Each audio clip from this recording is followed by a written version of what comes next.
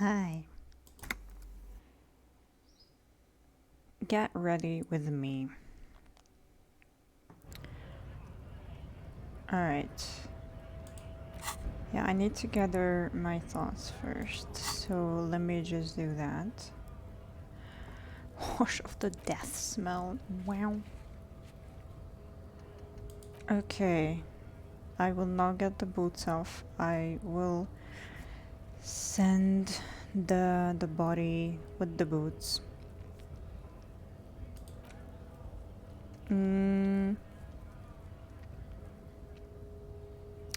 Wait, I have the top. I have the hand parts. Do I have... I don't have the trousers or whatever, pants. No, I don't. Okay, I gotta learn where that is.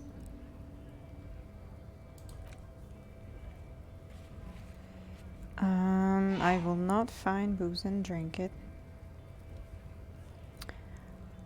I will do this.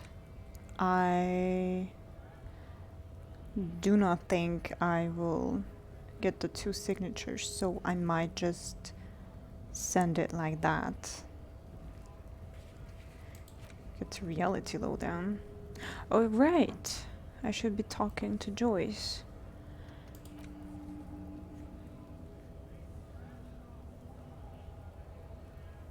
How about no? Oh, Jesus. Oh, Jesus.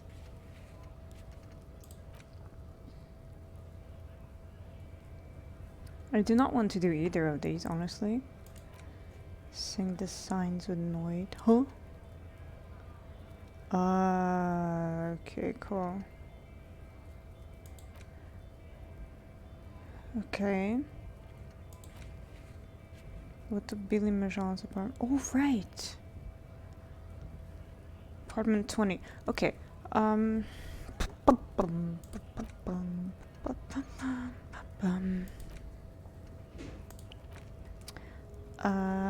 Before I do this, I wanna get the scab leader's confession, or not confession, scab leader's opinion or whatever about the tattoos, so let's do that. Right to work! Right to work! Shame on you! I think you may be able to help me decipher some tattoos. Don't think so. Grant's barely glancing at it. Suddenly, this feels like a really, really bad idea. Was on your call now. Ooh. Investigating the murder. These tattoos were on the victim's body. Give him the photo. Yeah, let's do it. Silence. He takes the photo. Grey eyes dart back and forth on the glossy surface. His face is unmoving, hard as a stone. But beneath it, you see dead flesh in colorful rivers of polychrome, melting skin and hair. Fucking loincloths. Really did him in. After a while, he cranes his head side to side and sighed. Loincloths? Yeah. He's clenching his teeth. There is silent pressure behind them. Can you tell me what the tattoo means? What it means. He points to one tiny star in the web of lines, away from the man's heart, almost on his stomach. In what must have been Seminine. I can tell you what this one means. Only one. You want to hear what happened here? He squints at it, it's so small. Yes. Our colonel is deep in the bush here. Deep in the fucking bush. In Benital, 41. Monsoon season. He's on a reconnaissance mission. Benital is one of the inhabited islands of the Seminese archipelago near the Pale. Covered in jungle, it was anchor point for the Seminese nationalists in the proxy war held on the islanders' territory. He spent a month behind enemy lines, scouting kept villages. Nothing but fucking bugs and snakes for fun. Men. are getting restless. There's talk of switching employers. He licks his lips as if drunk suddenly. With some strange emotion. This is about to get really graphic. Last moment to back off. No, don't interrupt him. Our boy. He's only a captain then, but he knows how these men think. If they don't see action soon... He always gets strangely quiet, a long, long way from right to work. His gaze pierces the paper. At dawn, he comes upon two kids, breeding in the bushes by the river. Or maybe they weren't breeding. Maybe they were just making eyes at each other. I like to think they were breeding. We shot the boy. He was useless, but the girl, she was nice. A little fat, you know, but not too old. Oh, what the fuck? Okay, say nothing. Let's just see how this plays out. She was quite the entertainment for the week she lasted. Oh. Expired in the hands of Sarge Mason. The kind of guy who'd make Chief there shit his pants and cry like a bitch. God. Mason couldn't let go. Cut the tits off her cold body and What? fucking ate them. Fuck? Said primitive spirits were watching over him now. Drowned in a creek a week later. Spirits my ass. Something stirs in your stomach. Vomit? Yeah. There's a word on the tip of your tongue. Colorless. Odorless. It's... Evil.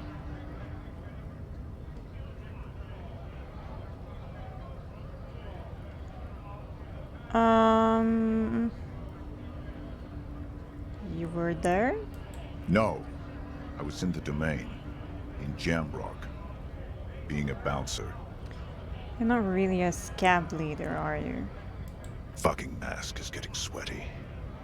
I want to take my mask off. But He shrugs. I want to have it back. I do not want it in your hands to talk about a girl like that. go ahead. All right now.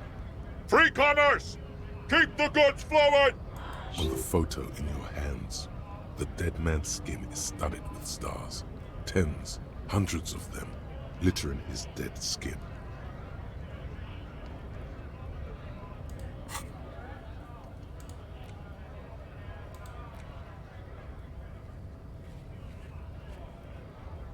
I'm not sure if I should ask him this, because technically he did answer with the other question, but are you mercenary hired by Wild Pines? Free flow of commerce! The man yells and wipes his face, sweat is dripping down his brow. Very quick. Is there a tribunal being convened by any chance? I do not want to. I was just okay. The man's breathing steadies, but his eyes are still narrow. Slowly, he's trying to get his right-to-work dance back on. Yeah, I'm not gonna push it further. Alright, let me...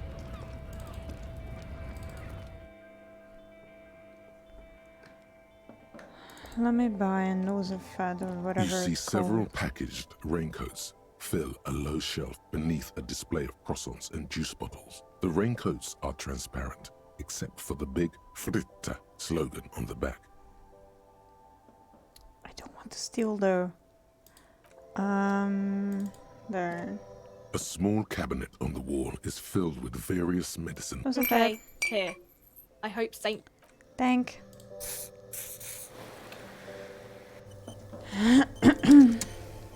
Wait, do I have bottles on me? The tear machine stands. Your bottles clunk Yeah. into the machine.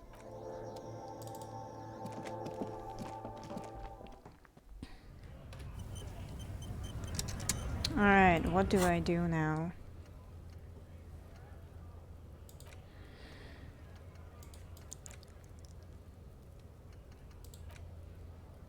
Okay, I will do this, but shit. Take it down, Kuno said.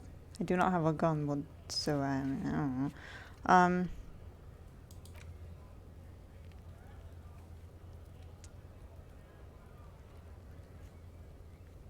Okay, so yeah, I don't want to lose Kim for too much time, so I will do this at the end of this day, if I do not forget that.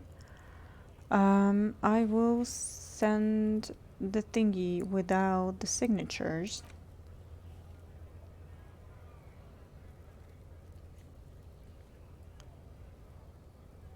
Okay.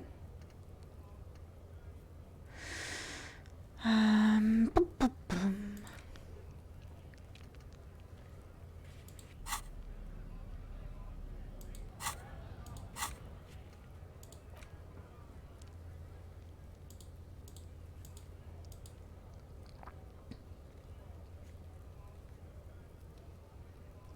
Hmm?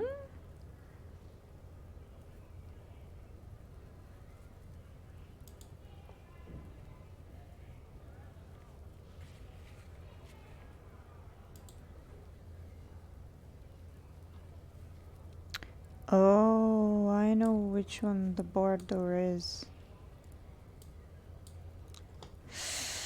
Okay.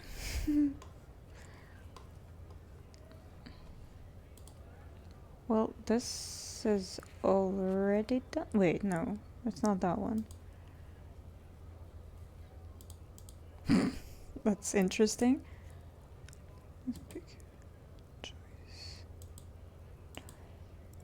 That wall. Okay,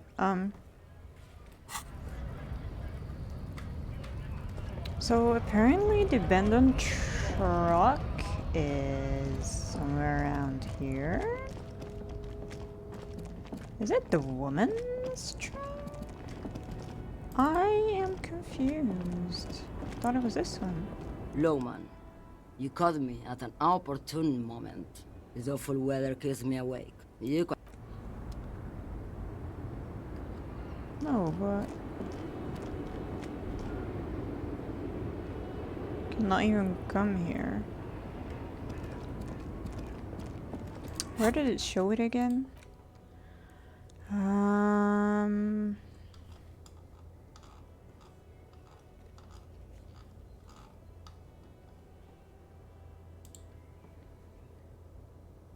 There's the horse thingy and it's down here, so it is this one, no? Oh. Oh no, I cannot come in here. So it should be this one then. But what do I do here? A lorry abandoned. The smell of cigarette. There's something odd about the passengers. These, one of them. There's definitely perfume in the remnants of a sweet. The actress. This is. She wasted away in a drug den called The Door to the River. The actresses and the rear looks like Strange. it has to be an advanced model to fit so many frequencies. Doesn't look like it. The ghostly actresses. You wedge yourself, but one sandpaper adds extra grip. Sandpaper? Yes? Do the honors, he thinks. Connect it yourself. Which means that the missing lady driver was present at the lynching. Okay.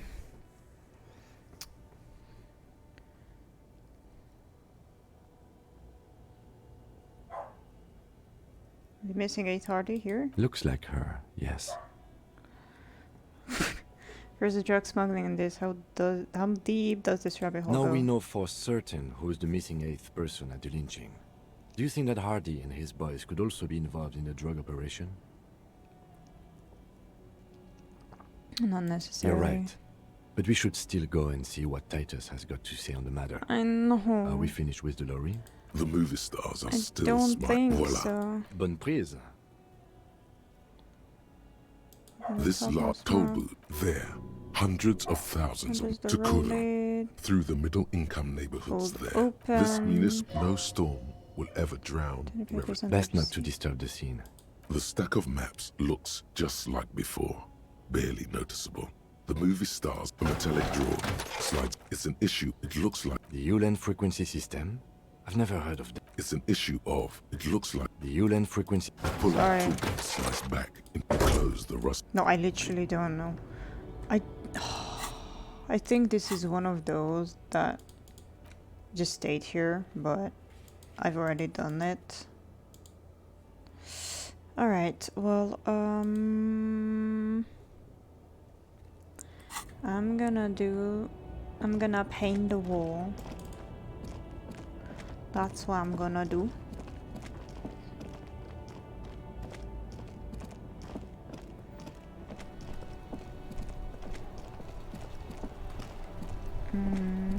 Gonna paint the wall.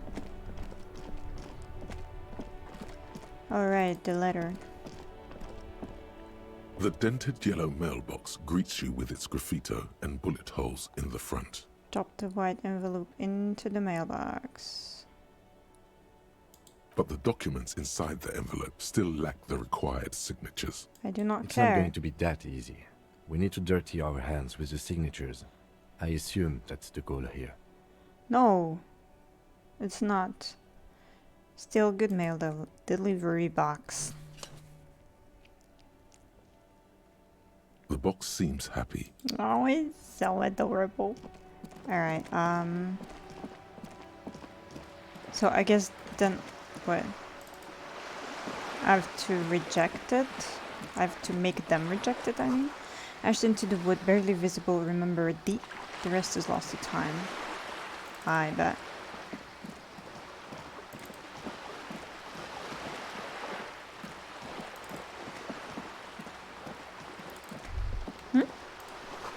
Sea breeze carries more than salt. Meat, not rotten, not fresh, grilled. Wait. Oh yeah. So... what is the map wall? Map wall. It should be this one. Yeah. So, okay, cool. Alright, let's just go in here then.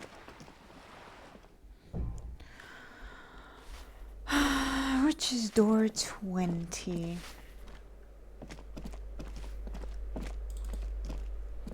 You hear someone walking around inside.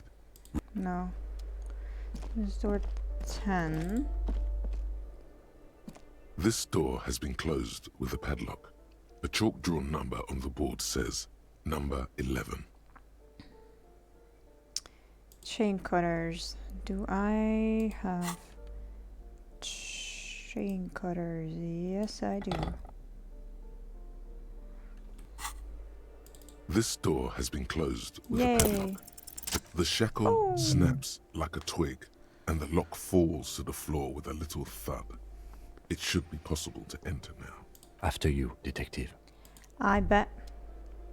Master Investigator. Yeah. You just can't keep yourself away from locked and hidden places, can you? It is my duty as a cop to investigate every square inch of this world. Attaboy, the world's secrets were made for you. They wait patiently for you to uncover them. Oh my god. What? Jesus, I have a lot of these. Alright, I'm gonna get this out of my hand. Enter the room.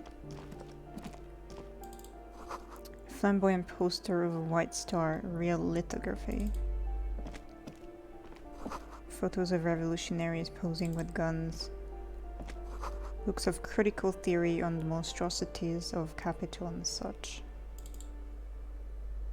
A plaster cast bust depicts a middle-aged man with impressive sideburns.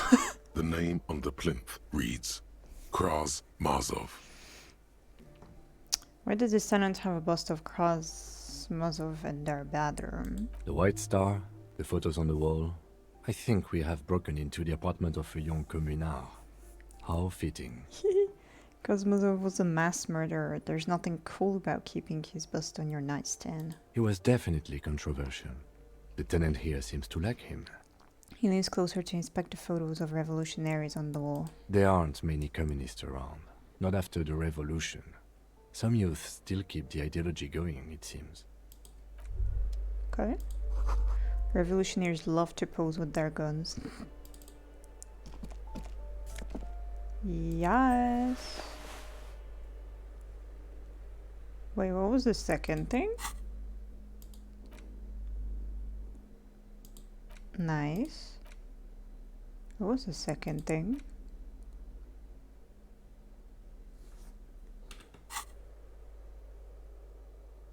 I should have hovered over it. I have no idea what that was. But interact. The bullet is with safely this one. sealed away in a plastic bag bearing the RCM stamp. Kim has filled out the label on the bag with the item number, case number, and date and location the bullet was found. Beside his orderly handwriting, the bullet looks especially sad, like a tiny, shriveled head of cauliflower. What do I do with you, bullet? What? Lieutenant steps closer. I said, what do I do with you, bullet? Well, if I was the bullet, which I'm not, I would say, find the weapon that shot me. Good idea. If we find who owns it, we will have likely found who used it, possibly to kill our victim. You're fucking genius, Kim. In conclusion, the more we know about this bullet of yours, the better. Feel the bullet through the bag. The squashed bullet has some sharp edges where the jacket has split open. It feels cold, even through the bag. You wouldn't ordinarily have cause to handle jacketed bullets. The citizens' militia uses cast bullets only. Little pebbles of metal loaded from the muzzle, usually in a cartridge. I only talked to the scab leader. He couldn't really say much about the tattoo, but I don't think I've insulted him, so that's good. And I tried to put the letter into the mailbox, but I cannot put it in without any signatures, so I guess first I should make the two women decline the signatures and then put the letter into the mailbox, not sure. And now I'm here. That's all. Inspect the bullet closer. The jacket of the bullet is made of a yellowish metal. It has blossomed out to reveal a dark grey core. The base of the bullet is close to 5 millimeters in diameter. The core is lead. The brass jacket probably didn't cover the entire bullet. Otherwise, the softer metal wouldn't have expanded quite like that. Look at the jacket. You can just about make out a few striations near the base of the bullet. Little hairlines, linear. It feels standard. And the core? It's quite destroyed. Some of the fragments are still lodged in the wound. Have you thought of examining the envelope? Oh, can I do that? What can you say about the bullet so far? Thanks for the idea. Wow, I actually know this. It's a soft point bullet with the lead core and the brass jacket close to 8 millimeters in diameter. Okay. Jacketed means it would have been shot from a military-grade breech-loading rifle, and not from a muzzle-loader like those typically found on the streets of Revachol West. Revachol. Highly unusual. The people of Revachol haven't carried breech-loading weapons like this for nearly half a century. So it's an old someone. Even the RCM uses ordinary and jacketed conical bullets. This is strange. Very strange. I like this, officer. No. Strange means unique. Unique means incriminating. We need to find the gun that shot it. Yes. Something tells you that won't be anytime soon. This'll have to be one of those epic tasks that's open for a while. Wait, what? No. Have a similar rifle on hand, but I do not have my gun. And I gave Kim's gun back to him. Aware of the name of the antique rifle you found, have the full bullet specs. Encyclopedia said this came from a breech loader. Okay. Try to determine what type of weapon shot this. A rifle, Revolutionary period. Your bullet looks to be an old, 4.46 millimeter, from the surplus left over from the turn of the century. Probably an antique, or a retrofitted antique. Make. The 4.46 caliber was widely used with the Belmargrave rifle, a Revacholian manufacturer. The BM dominated the battlefields of the Insulindian theater of the anti-centennial revolution 50 years ago. Incidentally, you have just such a rifle with you. The dusty old thing you found hidden in the basement below Oh, the that commercial rifle. area. Okay. It's unusable, sadly. If it were, the bullet would probably fit the chamber. Is anyone still making these rifles? No, but Zeliger, a major firearm manufacturer, ended up with a surplus after the war. So there are still a lot of these old military rifles floating around, usually broken. The quality was appalling. Who uses Belmargrave rifles these days?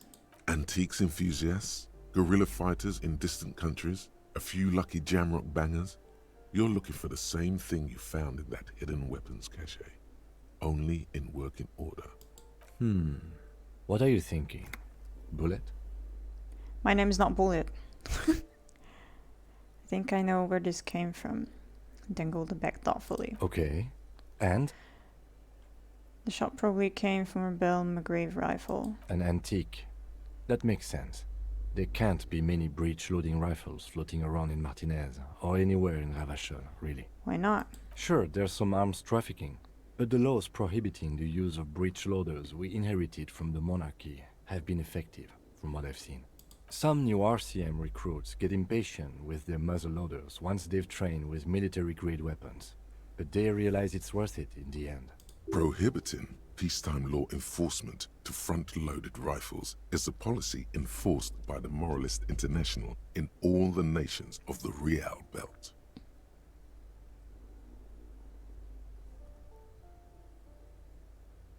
Makes you consider every shot. I like it.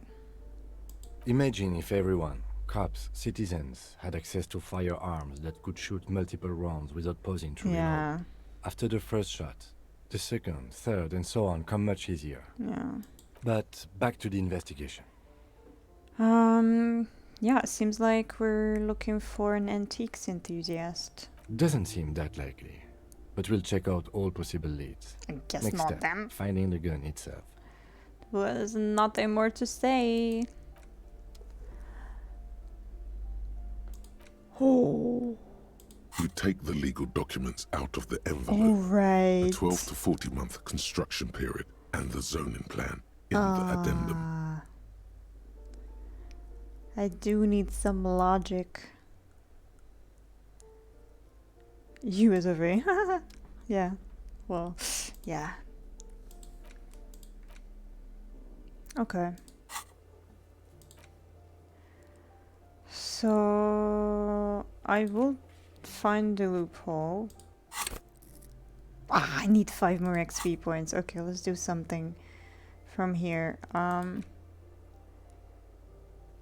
Yeah, I did try. I just remembered that I did try before. Yeah.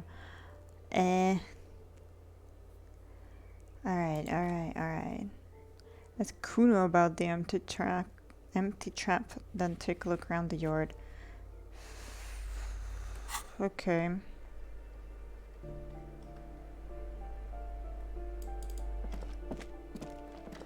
Close the door. Nice. We need apartment 20 still. A shabby door hangs oddly on its hinges, secured to the doorframe with a safety chain. An unpaid energy bill is attached, threatening to cut off the electricity. It's addressed to Mr. Uno Doroita. Uno, and he's Kuno. I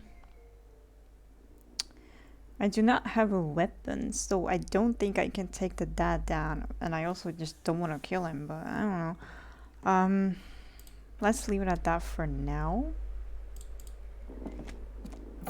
What about that? Moss crawls on the bathroom tiles. Actual moss. Alright, well, I'm guessing 20 will be here. This one? A weathered brown door. Yes. The number reads 20. Something smells good. Soup à l'oignon. Onion soup? Damn. The lieutenant motions to you to go ahead and knock. This is the door. You already know it's the right door. Yeah.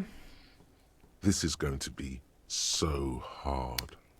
I do want to discuss it with him, so hold on, Kim. We should discuss this before we move on. What should we expect? You're right. Let's talk this through. He looks at the apartment door and lowers his voice a bit. You hear light footsteps passing by the door and some folk music playing on the radio. We have our first preliminary identification. In all likelihood, the deceased is the husband of Billy Méjean. We need to confirm this, as well as deliver the death notification to Billy herself. Didn't they say that it was a woman who died there? I'm confused now. Now, delivering a death notification is never an easy task. There's a reason why it's often called the most stressful part of our job. This is why it's usually done in pairs. You got this. I'll be monitoring reactions, ready to act if necessary.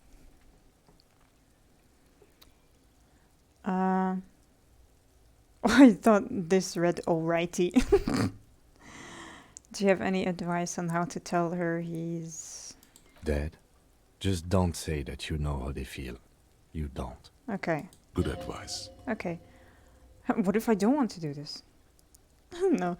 Alright, I think I'm ready. The lieutenant motions towards the door. Hello? Who is it? Voice calls out from the other side of the door. And someone turns down the radio. Oh, I do want to look at him first, though. He gives you a short, encouraging nod. Is this Billy Méjean? Oh, this is the police. Please open the door. The police? A moment, please give us a moment. You hear shuffling inside. Tidying up. Nervously. There's fear in her voice. Come in, the door is open.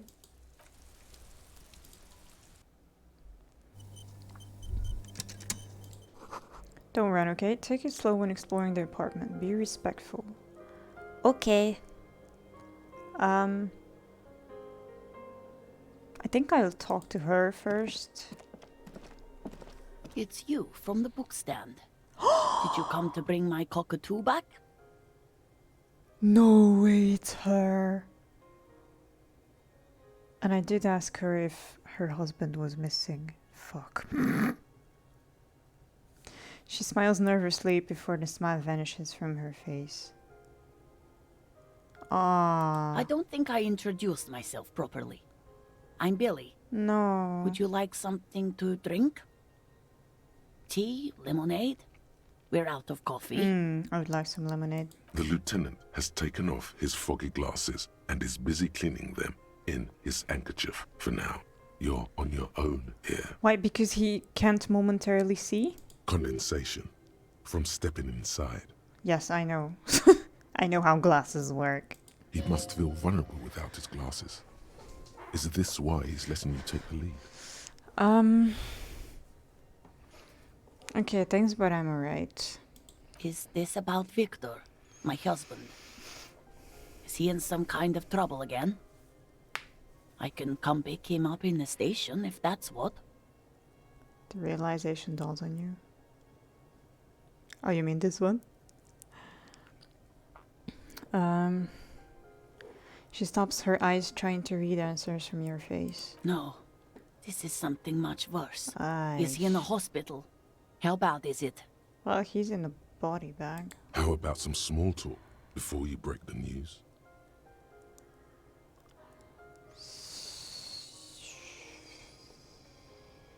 So, how have you been? How have I been? You're not here to discuss me. What is this about, officer? Okay. I want to get my empathy up. So, leave! Abort the mission. Empathy is -1. I do not like that. Get off my chest, shirt. Okay. Empathy, yes. I mean, yes. Oh, this looks so fucking ugly. Empathy, fancy. Ooh, those are fancy. As fuck. Okay, I think we can go. Hello, She detective. looks Hi. up, too anxious to say anything. Tell me about the dead body. You've done this before.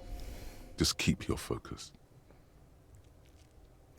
I'm very sorry to say, but your husband, Victor Mejean, was found dead on the Martinez boardwalk. What did you say? Your husband, Victor Mejean, is dead. I'm very sorry for your loss, ma'am. Oh, She touches her neck, eyes pale like pearls in seawater. oh. But he was just... She looks at the kitchen table where 2 cigarette butts are still in the tray. But he was just here, Yeah. alive. We understand this comes as a huge shock. I want you to know that me and my partner are here for you if you have any questions. Take your time, ma'am. What happened to him? She turns to you. Her neck and cheeks are covered with red blotches, her double shaking. Still early to say, but at first glance it seems like he slipped and hit his head. Was he drunk?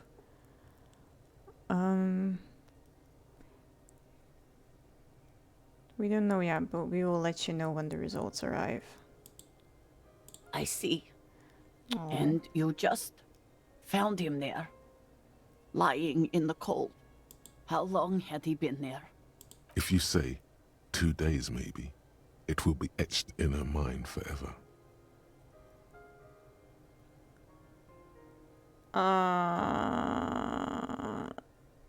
In a bad way, I suppose. It's hard to say at this point. Let's just make it a little foggy for her. Or like, serve it a little foggily. She blinks, eyes welling up with tears, as her hand starts searching for something from the pockets of her dress. The handkerchief.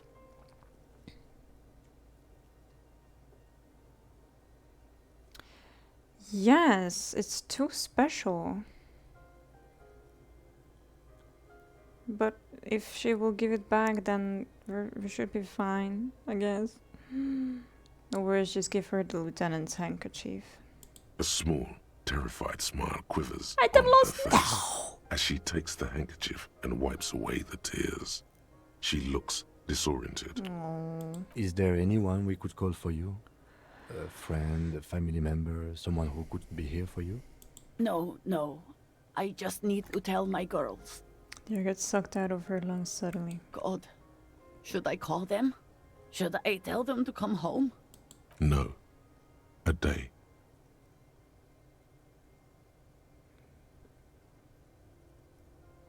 I'm not sure, because to be honest, if I would... Like, I would understand this. That of course she needs date to recover, but firstly, I think that could be easier done with family or like loved ones around. And secondly, if my family member or friend or loved one died, I would want to know about it as soon as I can.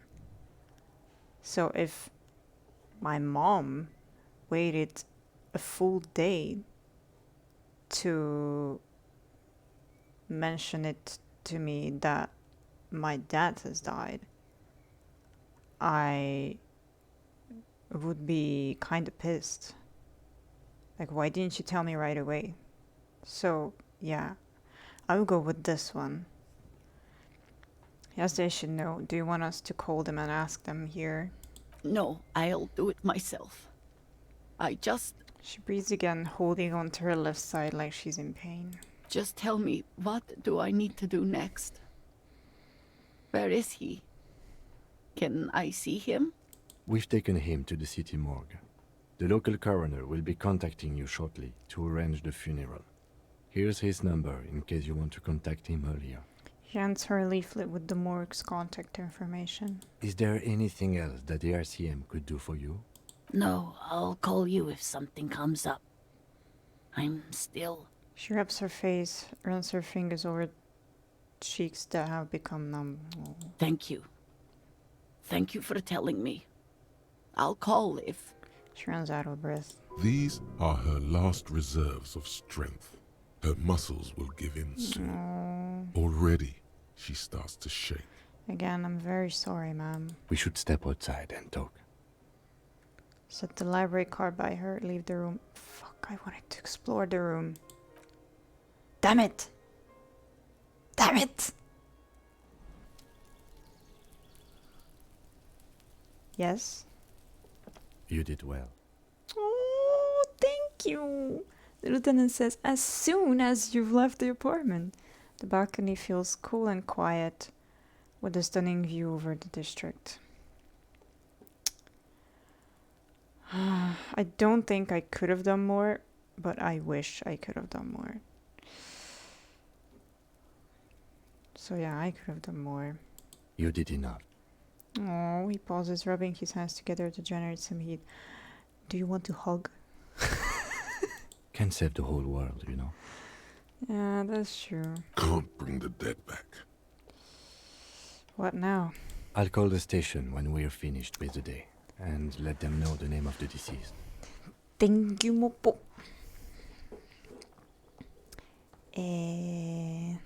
What about Billy and her kids?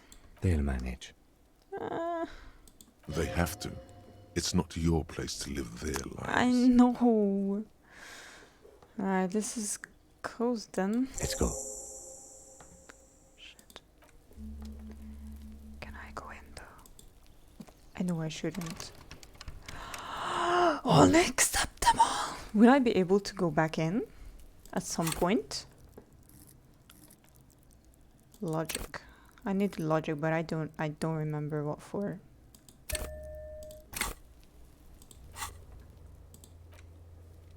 Whoa. Oops. Ah, yes, the white envelope. The Andre. Jesus. Right. White envelope. You take the legal documents out of the envelope. A 12 to 40 month Okay, let's logic. Let's logic. I really hope. Bam, fancy. Really hope I'll be able to. Oh Jesus! And I didn't wear a shirt. I didn't wear a fucking shirt. Why I told a woman that her husband died. I am a terrible police officer. Oh my god. Why am I like this? Ooh. Fancy.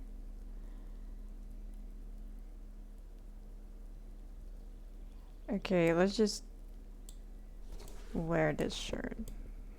I look damn fine. So will I be able to go back to the apartment, do you know? You take the legal documents out of the envelope. Ooh.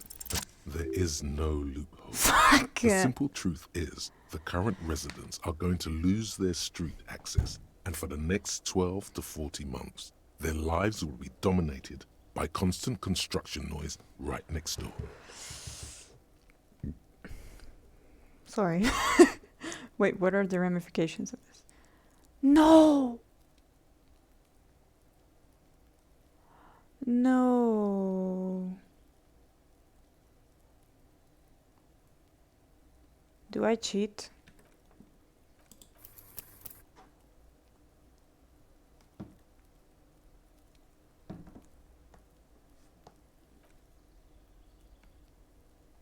I will cheat. I will try to cheat at least. Please. Yeah. Ah, yes! Okay, be respectful. Empty rack of red Astra cigarettes hidden under the bed. I fail also? Oh. I can't. Oh, fuck. Same brand of cigarettes you found in the trash next to the deceased.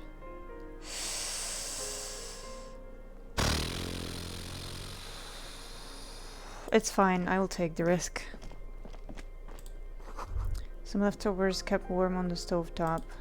Smells like buckwheat and onions here. Packages of humanitarian aid macaronis? Huh? Windows covered in old newspaper clippings. Candidate phone Curtis. Shut up! A talk down height chart for children's growth over the years. Yes, hello. Textbook for high school mathematics, trigonometry mostly. The clock is ticking away with odd cheerfulness. Its ticking makes you anxious, rings hollow in the room. Posters of contemporary pop stars adorn the walls. Wait, I do need my empathy set. -1, hello? I mean, goodbye, rather. Okay, it was the fancy boots. It was this ugly ass jacket. I think that was all. And this time, I will be nice and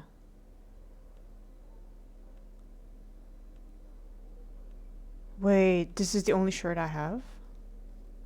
Oh! I have more clothes. Whoops.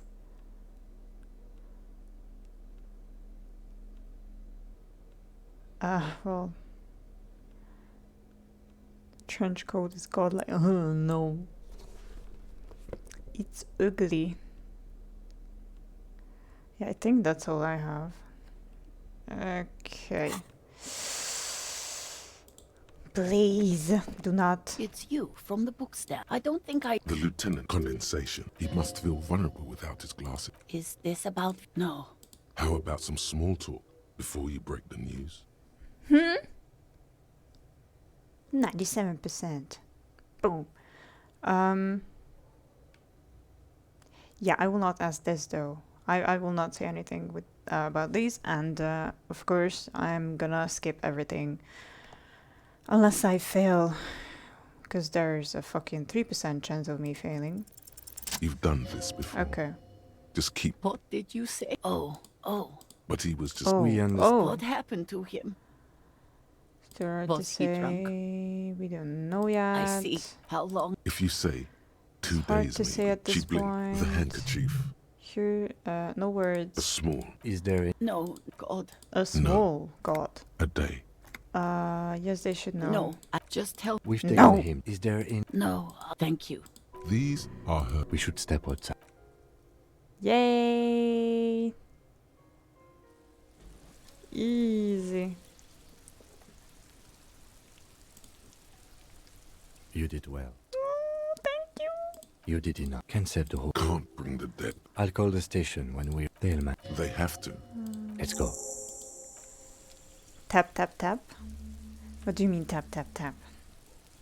Auto saving. Woo! Logic. Woo!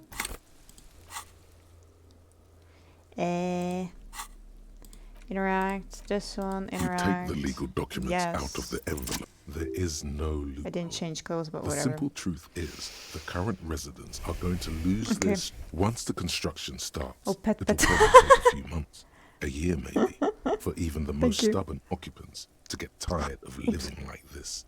After that, they'll sell their property for cheap and move out. Okay. No. Look, Kim. These people are going to have to move away. Can we do something about it? I should have seen it. The lieutenant frowns as he reads over the document again. Evrard probably has eyes on us, but we could try to get other people to sign this instead of those listed. Or you could forge their signatures yourself. By the time he finds out, we'll already be gone. Other people to sign this instead of those listed. Forge the signatures yourself. But I don't want to forge. I don't want to do either. Rich people could be watching you here. Like what? I am a bit confused. Alright, let's dress a bit more, well, rain boots.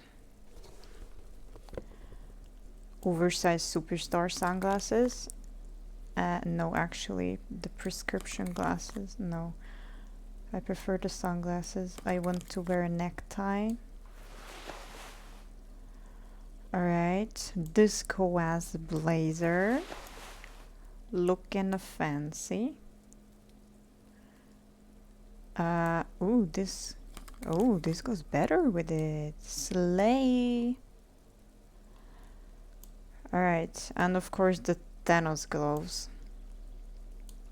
Gloves. The English pronunciation. Nah, not this one. Mabini.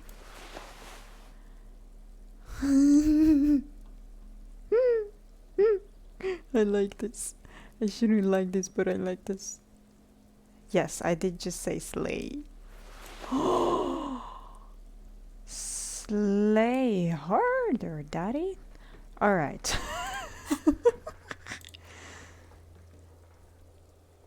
I just want to sign the document instead of the intended signies. Okay. I am a zoomie. Okay.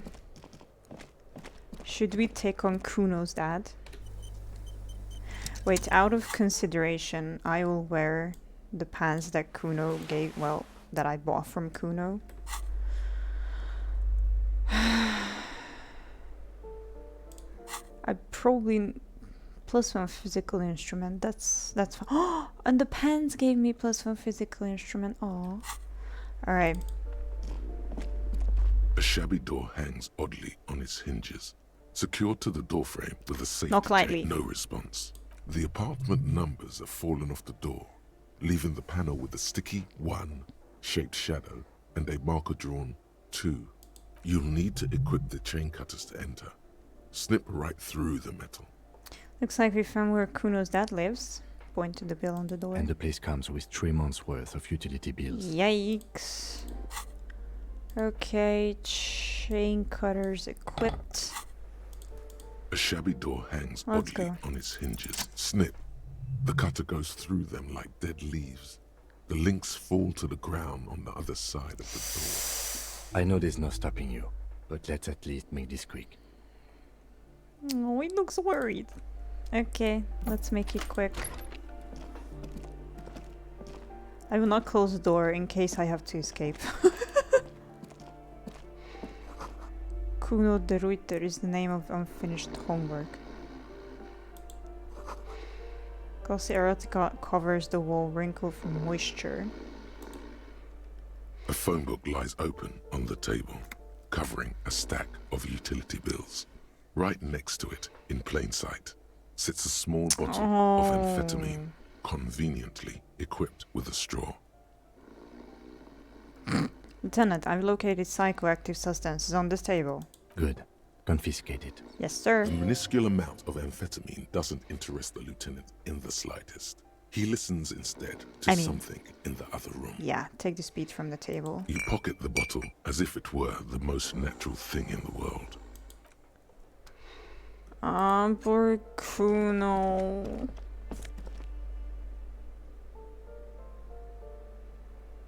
I don't want to steal his money though. But I will.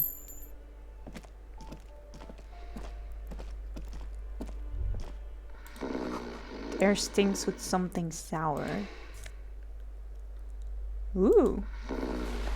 Thanks for letting me steal your pants. Come on, Gim. A bundle of clothes heaped on the bed. A stained parka. Some towels on the duvet. Some socks even. In the dark, it looks like a nest.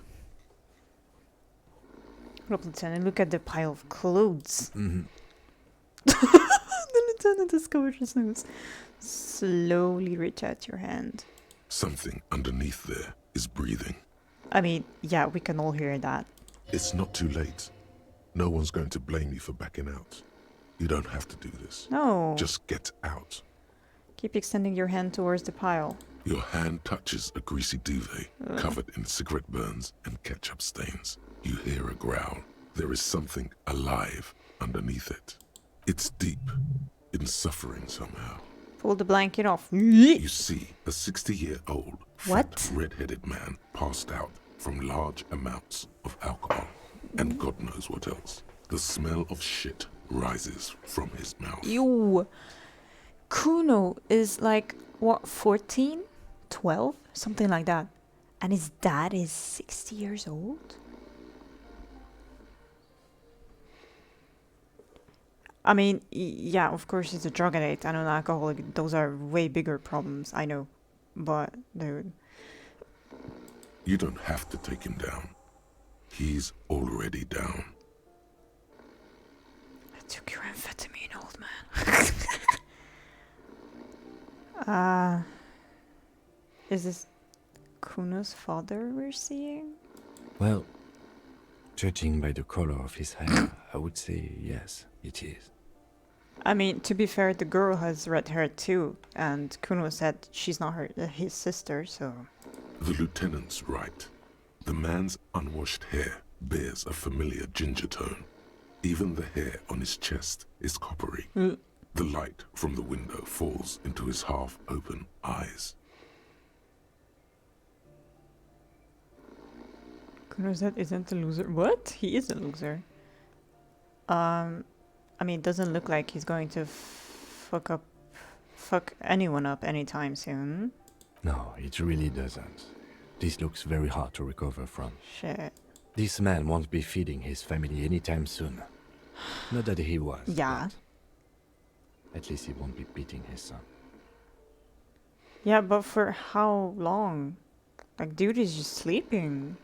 Dude's not dead. A pair of half-open bug eyes is staring back at you from the dark, empty, and frozen. It's clear that the person behind them is not awake. What happened to his eyes? Wait.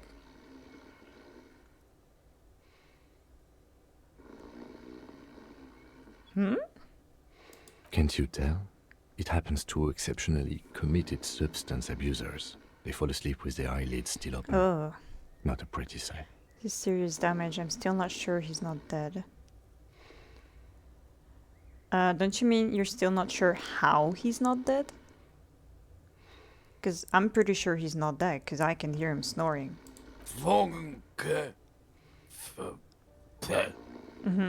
Suddenly the man starts growling. 3 words manage to escape his mouth, along with a strong stench of alcohol. Look, he's trying to communicate. Figure out what he's trying to say.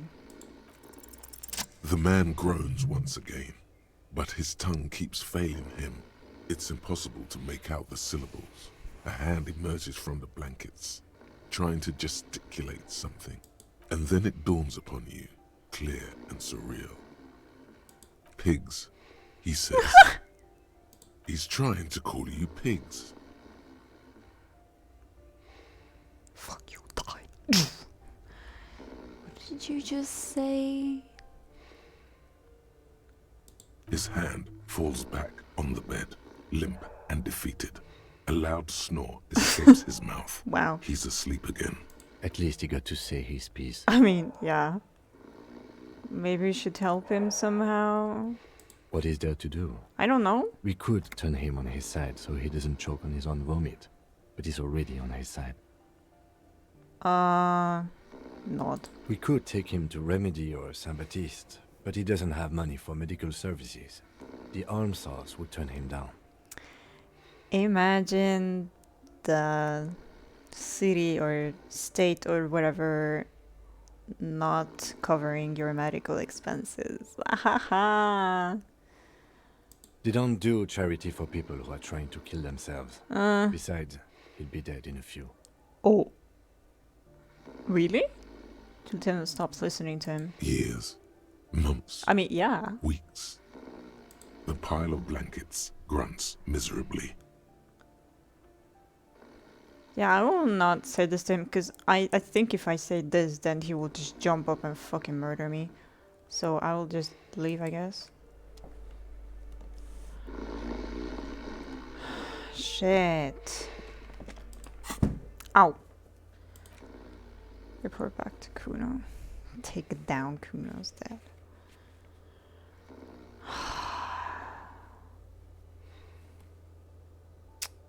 Damn it. I fucking pity this kid, dude. How could someone's dad be like that?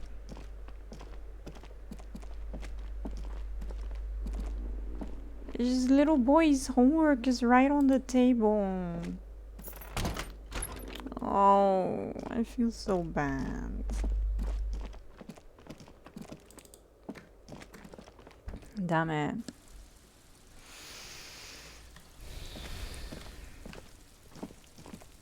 What?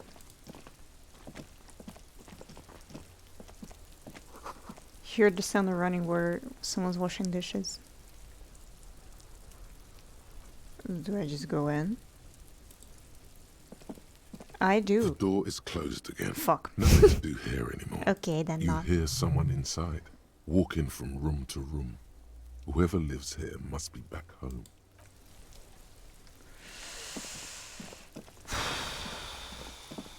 It's hard, man. I love you, Kun.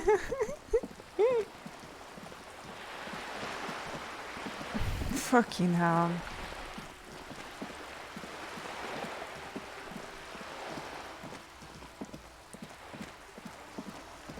And he could be so smart, man. That's the fucking ugliest shit. Into the wall with that, yes. Yeah, then I remember correctly that you didn't see that. Fucking love Kuno. And he... Oh, why would you have a fucking heart attack? He said something along the lines of, yeah, good shit. Of course, a lot more Kuno style. Fuck does Kuno care? The more it turns to you, he doesn't care. Okay, you wouldn't happen to know anything about any missing locusts? No, Kuno doesn't give a fuck about bugs. So he knows locusts are bugs. Yeah, that's what I was just about to say. That, oh, he's not that dumb if he knows locusts are bugs. Oh my god, I told you that shit is lame! Shut up, see. Now they're gonna take you to lame prison! She sounds like she's about to cry, out of disappointment at Kuno's newfound lameness. What's this about? Deny everything, Kuno. You need to lawyer up. Right. Kuno's not gonna say anything without his lawyer present. Lame. That rings some bells. Could this be connected to Night City? AKA the City of Rage. Yeah, that's pretty lame. Sounds like art. Kuno, is this about Rage City? Oh god, Kuno, no! It's gonna happen now. They're gonna make you lame. Stop it, see. No one's gonna make anyone lame. Kuno's got this under control. Mm-hmm. There's definitely something going on here. You should check out Kuno's shack, the one with the pig's head. Okay.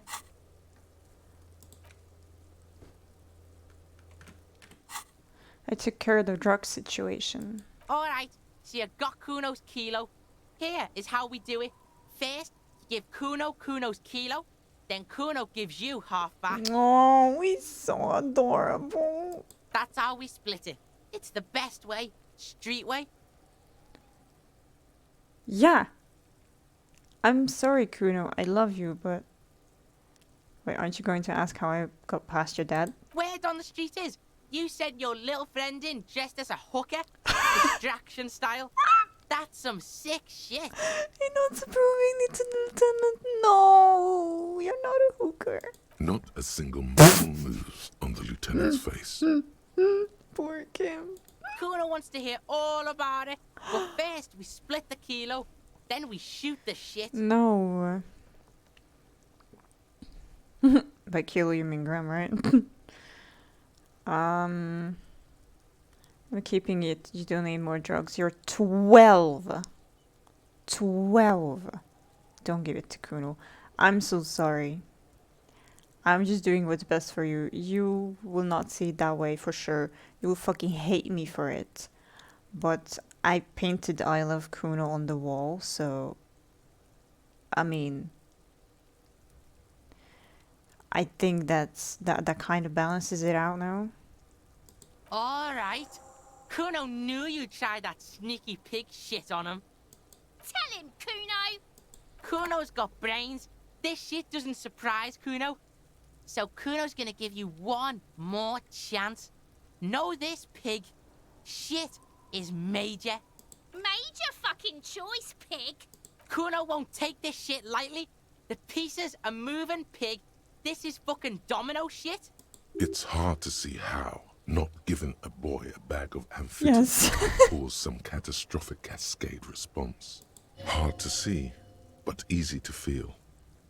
Somehow, this will change things. Uh-oh. Tick, tick, tick, tick. Decision time. What's it gonna be? You gonna fuck the Kuno? No, I'm not gonna fuck you, but I don't wanna give it to him. He will not be smart about it. I'm sorry, Kuno. But this is staying with me. Alright. You fucked the Kuno. Everybody, Kuno got fucked by his pocket pig. Just when we getting our business on, the pig throws it all away. I told you he can't be trusted. I told you. I told you he'd steal the shit. Relax, see? We got plenty of kilo. Kilo underground, in the tree. This ain't about that. He turns to you. This is about you and Kuno. You mismanaged this shit. Now everything is fucked between us. How are you gonna make this up to the Kuno, huh? There is genuine disappointment below the act, sire. In truth, Kuno doesn't really believe there's anything you can do to make up for this. The damage is irreparable.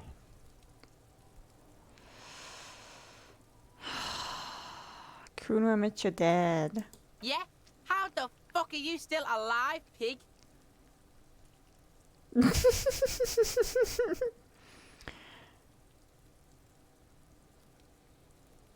Oh, I wonder how would he react to this one. But I will not say that. Kuno, your dad is a half-dead alcoholic. He was sleeping under some clothes. What? His eyes become large and round. His posture changes. The swaying rooster motion stops for a second. Wait. Then he gets it going again, reorienting himself. Is he not allowed back to his house? I know he said something about sleeping, like, under the roof, but outside of the house? But is he still not? How long has he not been in his house? Fuck right. Kuno's dad was sleeping like a bum. Kuno told ya. Kuno's dad doesn't give a shit about anything. I know. Fucking breaking and entering shit. That's nothing to Kuno's dad. I know that there was a chain on the door, but like, how? For how long? You got lucky, pig. Kuno knew this. Kuno's fucking violent fiend dad's been drinking hard lately. Kuno knew you have a way in. Narrow window. Kuno window.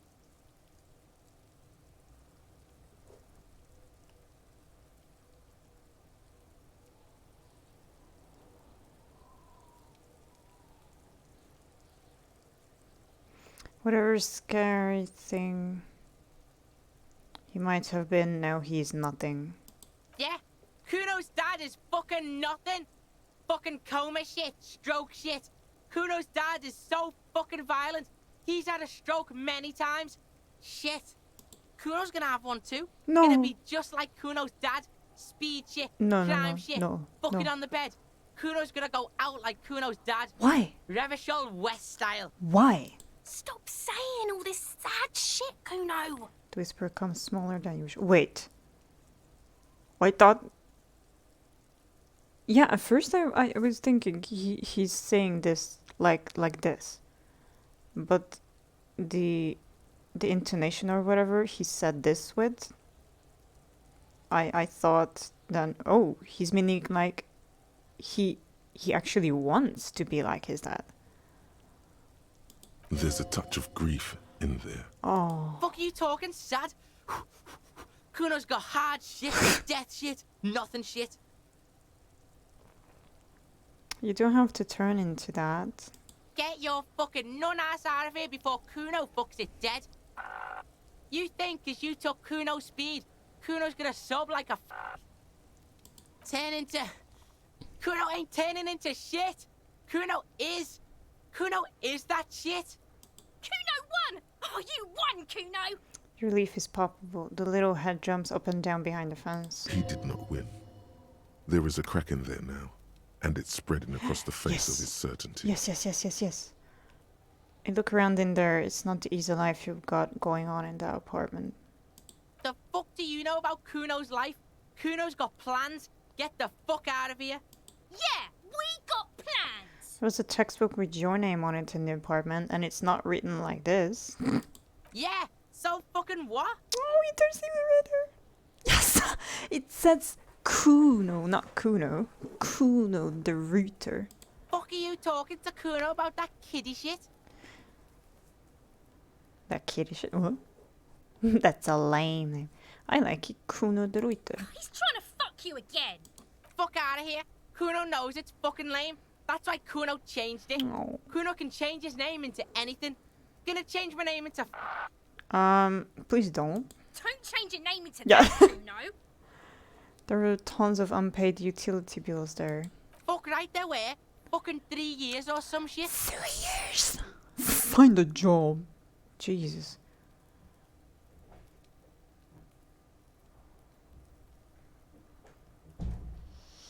That's no place to live in. You have to find somewhere else. That's right. It's a shithole. Kuno's gonna move underground. Leroyme shit. Ancient shit. Kuno's gonna live in a fucking catacomb. Yeah, in a tomb, Kuno. The little one seems overjoyed at the prospect. I did right not to give you the drugs. Let's conclude this. That didn't change shit, pig. That only made things worse. Fucking social worker shit. It doesn't work, pig. It doesn't work, Kuno. Only our shit works. Oh. Okay, I'm off. Kuno doesn't fucking care. Of course you do.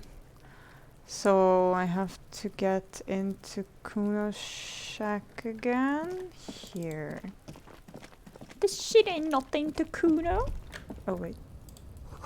Sound of melting snow dripping off the roof is strange.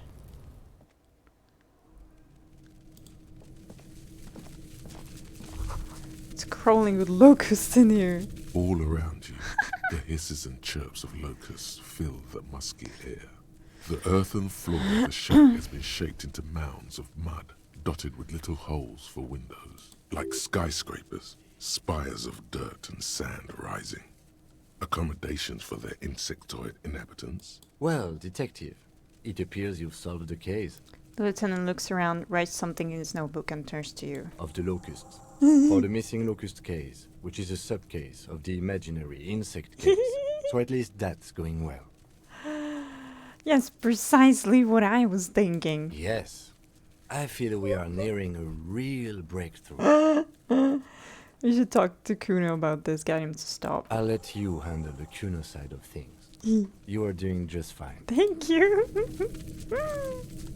I know you love working with me, Kim. Don't even try to deny it. I'm back, Kuno. My BFF. Fuck does Kuno care? I know you took the locusts from the traps the cryptozoologist set up. Yeah. Kuno took the bugs. So what? So it wasn't a phasmid. A wave of disappointment washes over you. I mean, not really.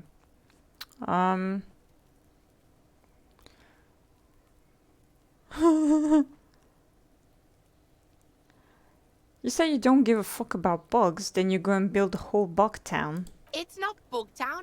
It's the city of locusts. Locusts aren't just bug shit.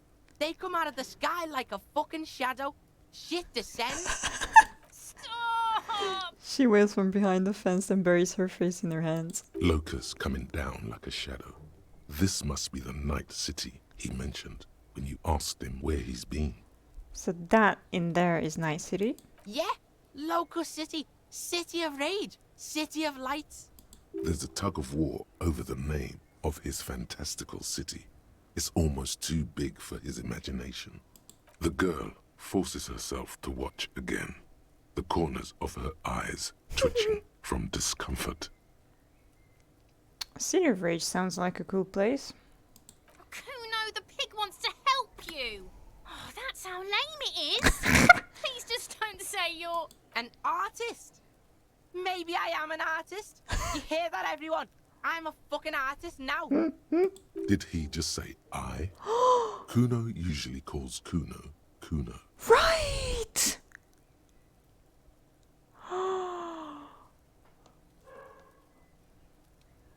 I feel like if I bring his attention to this,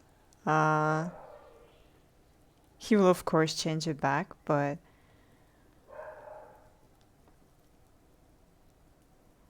I will do this one. That's great, Kuno. It's cool to make art. Oh my god, Kuno! He's gonna make you totally lame in, like, 3 seconds. Don't let him, Kuno. Yo, fuck you, see? Oh. Kuno can be what Kuno wants to be.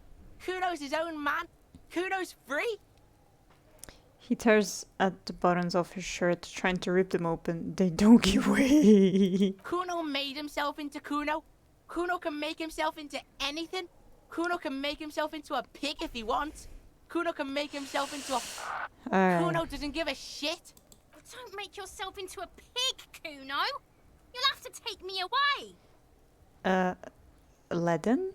Silence fills the yard. In it, you hear snow melting, dripping from the eaves. Someone closing a window.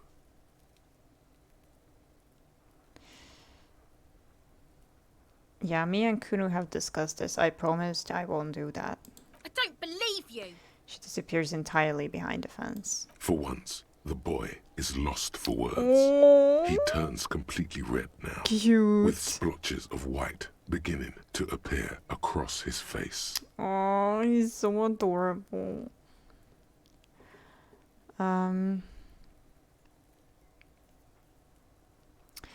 Okay, I have to ask, what does the City of Locusts mean? It don't mean anything. It's shit. Kuno just likes to focus. Kuno likes to concentrate on shit. Build shit when he's zipping hard. Fuck. He turns his face up to the heavens. Pig, you really shouldn't have fucked with Kuno City. Now it's all fucking lame. Oh. I need you to stop taking locusts from the traps. The cryptozoologists are trying to find something very important. Those locusts are bait. I don't give a shit. I don't need the locusts anyway. Shit is all lame now. Oh. She was right. The girl's face appears again, above the fence, just long enough to make eye contact with Kuno. What's going to happen to the locusts? Kuno's gonna let the fucking locusts die. Please don't. Okay, now that that's settled, I better be off. The fuck are they trying to catch anyway? With the traps? The Insulindian phasmid. Huh. He mutters to himself. He recognizes the name. Wait, you know what the Insulindian phasmid is? Bitches think Kuno doesn't know shit. The fuck out of here. Kuno's tired of this shit. There's silence between the two children. No. They're not saying anything to each other, nor looking in each other's direction. No. Poor Kuno.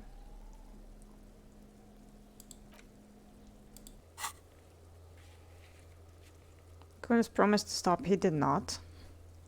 Report your findings to the cryptozoologist. Oh. The deeper we get into the Kuno lore, the more sorry I am for him. Ah, fuck.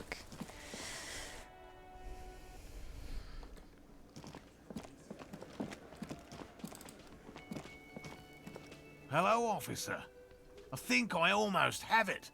A new trap design, that is. I know you're skeptical, but I have a good feeling about this. I had a chat with this kid Kuno. He promised to stop stealing the locusts. So it was just a child. Perseus' lips crestfallen. Thank you for telling us, sweetie. This is good news, right? It means we can try again. She acts chipper, but something's changed in her tone. A hidden worry. Something is secretly gnawing at her confidence. It's not this Kuno kid or the missing locusts. It's something else. Yeah, you're right. We just need to restock the empty trap. Then we'll need to inspect the traps one more time. And then maybe we can. The aging cryptozoologist breaks into a hideous coughing fit. He has a 38-degree fever. His resilience has given way. 38-degree fever, dude! Darling, I told you to take it easy. You're getting sick. Maybe it's time to go home. Also, how the fuck do you know that just by looking at him? You're right, you're right. We can come back next season, when it's warmer.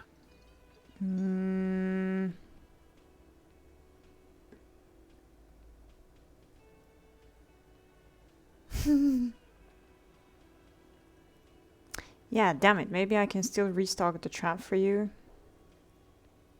You can? Fine.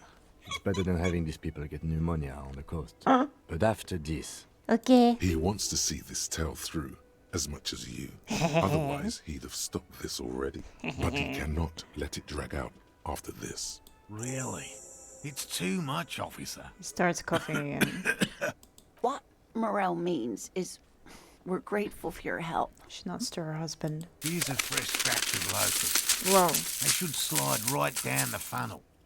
And thank you again. We You're will welcome. definitely mention you, should this lead to a discovery. I'm not talking co-discovery, of course, but... I'm a fever detecting machine. Alright. It's been a long time since I've done this, so let's unlock one of these and Dramrock Shuffle. Confusing behavior. Date of birth generator. Ooh, it's a long one. Yes, I want to internalize this one. Yes. 7 hours, 15 minutes. Okay, so almost exactly by the time that I have to get to bed. Nice. Well, please remind me to send Kim and the body to the station or whatever at the end of the day, because I will definitely forget it.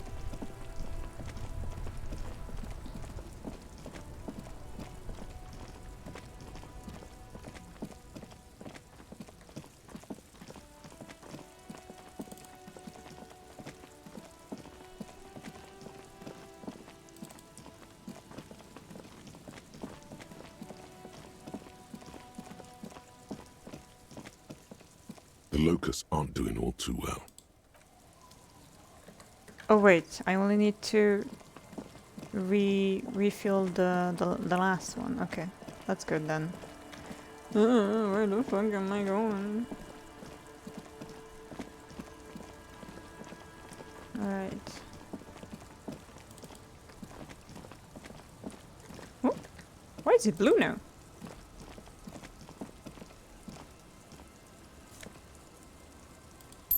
Oh. Oh. Suliram, ram, ram.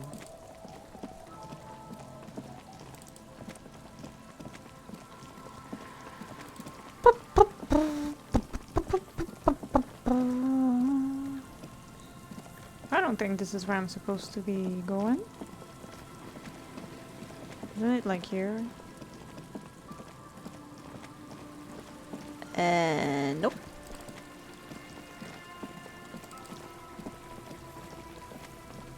Nope. It's there. Oh, those are reloaded? Not reloaded. What's the word? The locusts aren't doing. Fuck.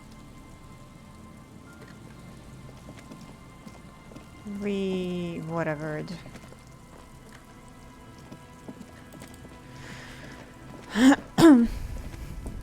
Morel's trap stands empty, just like the boathouses around it. The reeds chafe against one another while the rain falls. Read the locust into the empty trap. The locusts, dazed from being transported, slowly begin to acclimate to their new surroundings. They're not really going to get the chance to get comfortable. Oh, poor locusts. Good. Now that's done. When do you think we will return to our impending apocalypse of a murder investigation? Don't answer that. It was a rhetorical question. Okay. Wait, what the fuck do I have in my hand?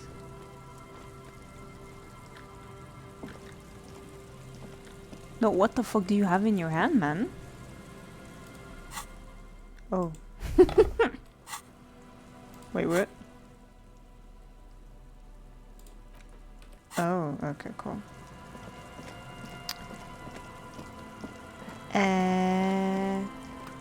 Wait, these were blue just a second ago.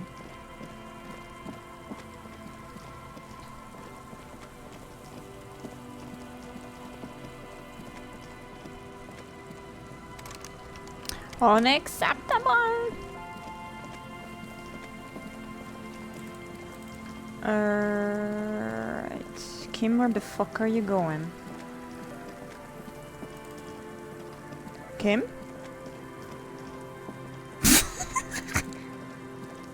Damn! Gotta go fast. Okay, what do I need to do with those guys? I don't even... I cannot scroll it. Just removed a tool from your hands. Well, I know that.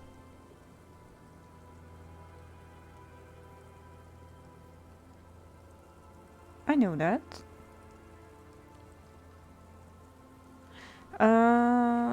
So I cannot scroll this. That's nice. It's not many tasks anymore. Find someone to sign the document instead. Okay. Solve the egghead puzzle.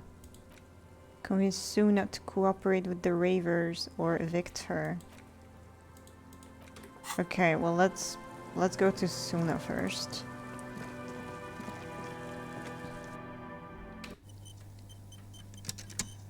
I am not gonna run. Because this is a church. The prayer book has been left open.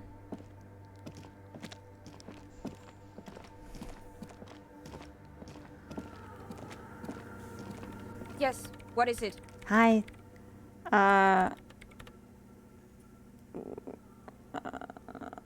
What if you didn't have to leave? I talked to Andre. He wants to make it work. I don't want to make anything work. She replies, her expression unchanged. Hold on, you don't want to make anything work? Yes, anything. I don't want to make anything work. It's not the anodic dance music that's made her bitter. It's the failure of Fortress Accident. Are you bitter because of your radio game project failed? That's right. If we couldn't get our Welkins to happen, I don't want anything to happen. Ever again. Okay. There's not a trace of irony in her voice. She means it. Okay, convince her to cooperate with the Ravers. Easy. Woo! When her research is done, she can move out. Listen, about your research. You mentioned earlier that it's not going very well. Maybe I can help with something? What? No. What? I don't really need any help with the project. But if I could help you finish the project, then you wouldn't have to live in a church next to the boom boom anymore. Just think about it. She thinks about it. A glassy look in her eyes. A gust of wind brings more snow in from the broken gallery. It touches her hair. Alright. Yay! Bring me the game's offside copy from my old workspace. Okay. If you really want to help. Okay. It's stored on a filament memory and I'm unable to go and fetch it myself. Okay, what is an offside copy and why do you need it? It's a backup of my former employer's project. The radio game we were working on. It's stored on a filament memory. Just like the one inside this radio computer. So the little block. She points to glowing cube, yeah, inside the machine. She's making it extra simple for you. Shush. The backup itself is destroyed now. But I'm hoping to use what's left of it to pinpoint the exact location of the anomaly. You just have to go to my old workspace and get the filament. Okay. Hold on. If it's called an off-site copy, then why is it still on site? Good question. Let's ask her. Oh god, not this again. It is not on site. It is in the basement. Perfectly safe and not connected to the front at all. Basement? Sounds like it's technically still on site. And no, taking it outside the building wouldn't have protected it from the data loss. There's nothing wrong with keeping the backup in the basement. What happened was a freak accident that has nothing to do with how the backup was stored. We clear? She stares at you with pleading, furious eyes. This is clearly a painful topic for her. Fine. She must have had to explain herself numerous times. By your old workplace, do you mean the studio of Fortress Accident in the doomed commercial area? Yeah, that's the one. You can get in through the bookshop. You just have to do some explaining to the bookstore lady. Yeah, of course. Actually, I've already been inside the doomed commercial area. Good. Then you might know the giant ice bear fridge in the building cellar. Yes, there's a body in Filament it. is inside the fridge. Just go and get it. Wait. Wait, I did get it out of there, I guess then. I hope so. And where exactly is the offside copy? In the giant ice bear fridge. I just told you. Yeah, I It had has no red other glowing eyes. options. It's impossible to miss. You just need to get the offside copy from the ice bear. I had no other options to choose from. But you've been to the fridge and it wasn't there. There was a note saying, Oh, I found a note from the ice bear fridge. It said the offside copy had been moved to a safer place. Wait. A note from whom? Did it specify where they took the filament memory? It said the offside copy had been taken to a nearby ice cream maker. The note was signed by someone named Solislav. Jawiza. Of course. Our project lead, Suliswov Jawiza. God, he was always so hell-bent on keeping the copy somewhere safe. And feature creep, and the Valley of the Heads. Like it would have made a difference. The offside copy was perfectly safe when the data loss happened. That data loss was anomalous. She crosses her arms defiantly. And the heads. I won't even get into the heads. Millions of them. Go find that copy from that ice cream maker, will you? Okay. Thanks. Valley of 1,000 Heads. You like the sound of that. I found the ice cream maker, but couldn't get it open. It's completely frozen. This is getting ridiculous. Can't you just defrost it? Or, I don't know. I don't know about the ice cream maker. Just figure something out. I had to plug it out. There's a solution. Yes. But she doesn't want to hand it over to you yet. It's a thing. Something she holds dear. By the way, we put a damn body in the fridge. Alright, I'll go look for the offside copy. Thanks. She thinks for a moment and reaches behind the radio computer and hands you what looks like an oversized tripod. Let's go.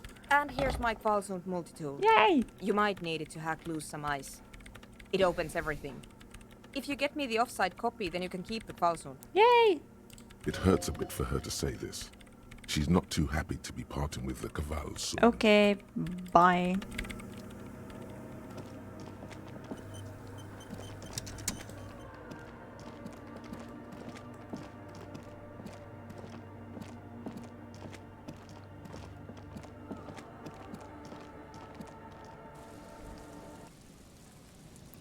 Wait, am I able to... Oh, yes. Oh, yes. Oh, yes. That was amazing. Okay. No, I have to put this one out of my hand. Ooh. Because I need the flashlight. Wait, hey, let's go and Kim. Jesus, that's a look how big that is. This orange machine is buzzing like an old submarine. 2 cables are plugged in. What are you doing? We need the fridge for the body. You can't just unplug it.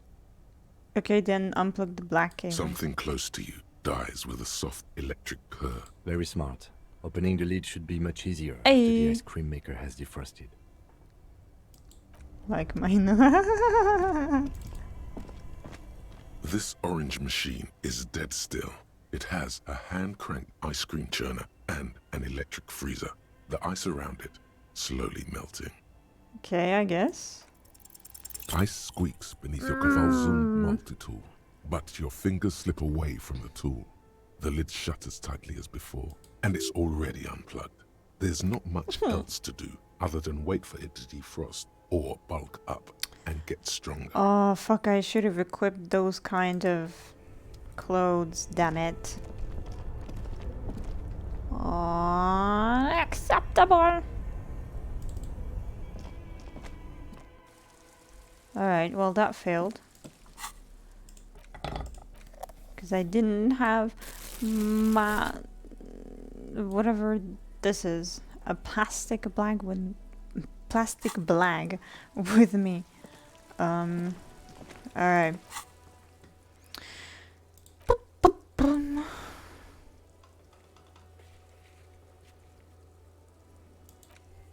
Okay, working firearm that shoots.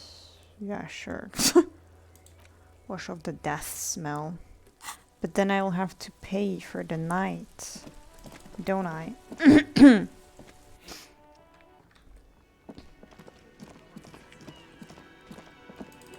Wait, can't I just get into Cassie's bathroom?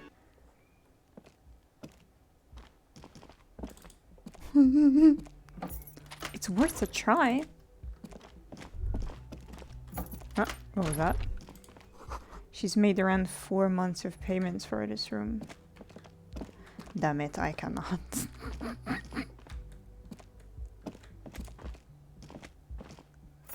No. Strange ideas. No. I don't want to pay for the room. Why doesn't Kim let me in his room? Huh, Kim? You can go into my room, but I cannot go into yours? What's that bullshit? Wait, I cannot. Unless you can have some privacy. Fine. Fine. Okay, what else? Okay, report to Lena.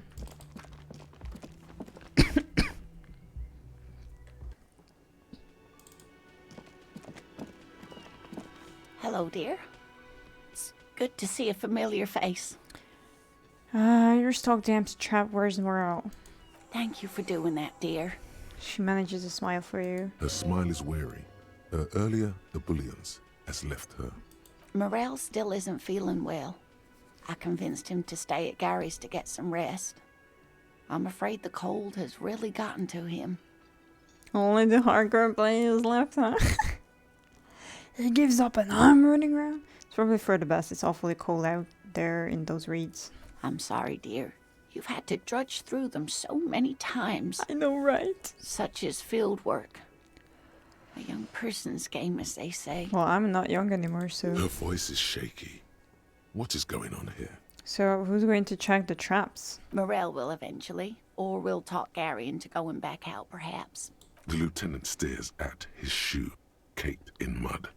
He doesn't say anything. We'll take care of it. I'm sorry. That really is too much, sweetie. Thank you for your dedication, but I can see you're coming down with a cough yourself. Am I? Very strange. Why is she not letting you do this? It's like she's given up. Lena, what's wrong? You seem different. Different? How? Half moons of her glasses reflect you as she looks up to you.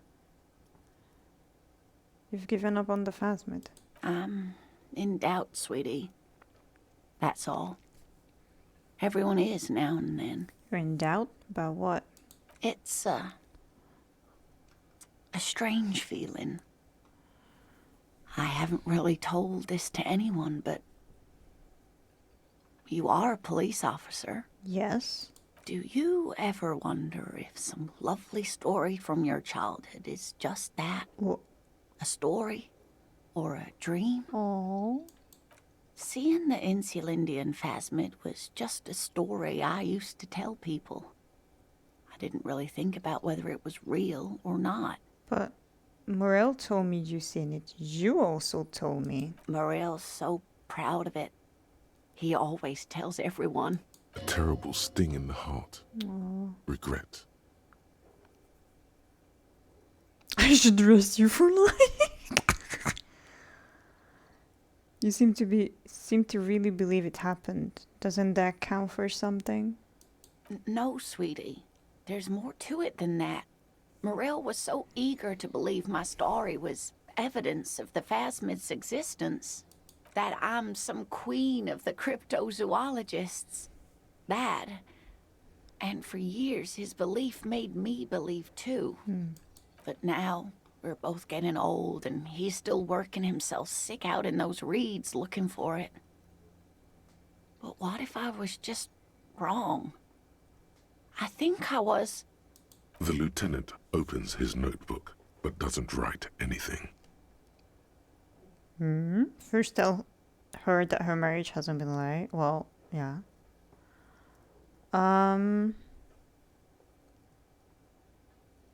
Thing is, you're not sure you made it up either. I'm not sure of anything. Sometimes I still see it, you know. The real memory. Not the memory of the memory, but it's so hard to tell the two apart. Either way, I should go. Poor Morel is running a fever, and I need to get him home to Jamrock before we overstay our welcome with Gary. You do that. I'll check the traps one more time. Really? Oh, sweetie. Please don't get stuck on a dream. Take it from me and Morel. Can I have your address just in case there's news? Okay. It's 1113 Tabernacle Road. Jamrock, but... A sigh. She doesn't think you'll need it. Okay. Be careful out there, Lena. You too, sweetie. Thank you for everything, truly. Even though it turned out to be a... Sentence remains unfinished. A waste of time. A dream. A lie. A fool's hope. Say her lips moving in silence. Oh. Like that, she drives off. The gas Whoa. engine enters quietly as That's she loud. gets to the doors, then pushes them open. Outside, it's raining. She went outside the rain. We should go too. Okay, I thought I could go back there and try the thingy that was 58%, but apparently not. Okay. Also, oh, I can go to Andre. And what about... Okay, I can do a lot with Joyce. What about...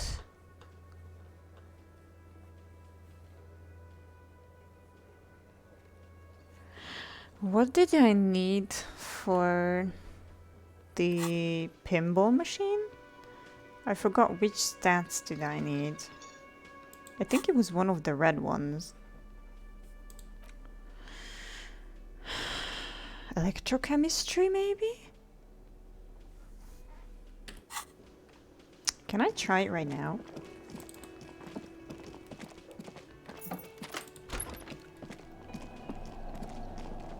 The machine is dead and No! I cannot retry it. Unacceptable!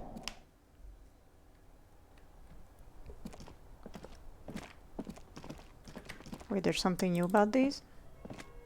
you clearly see footprints in the Jackpot. These. Oh, okay.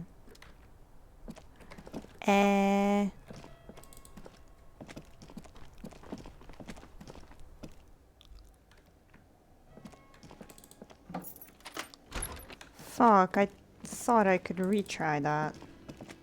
Damn it.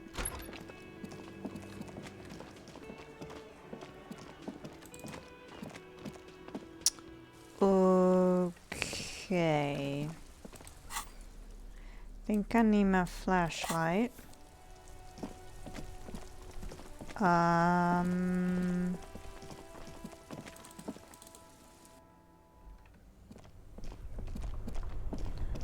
All right.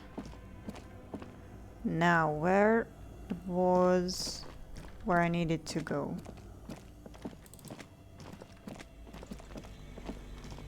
There, I believe. Yes. tiles on the cube are still Remove smoldering. it. The filament slides out of its glowing nest. Leave. That's what she needs, right? 50. Right? Oh no, that's in the... Ha! No. Then, Tiles wait. on the cube are still like a Insert that. smooth draw. Play. The speaker comes. Good. Please repeat. Let's Is try. this good? Please repeat the password. Afterlife Death. Good. Woo! I've unlocked the production schedule.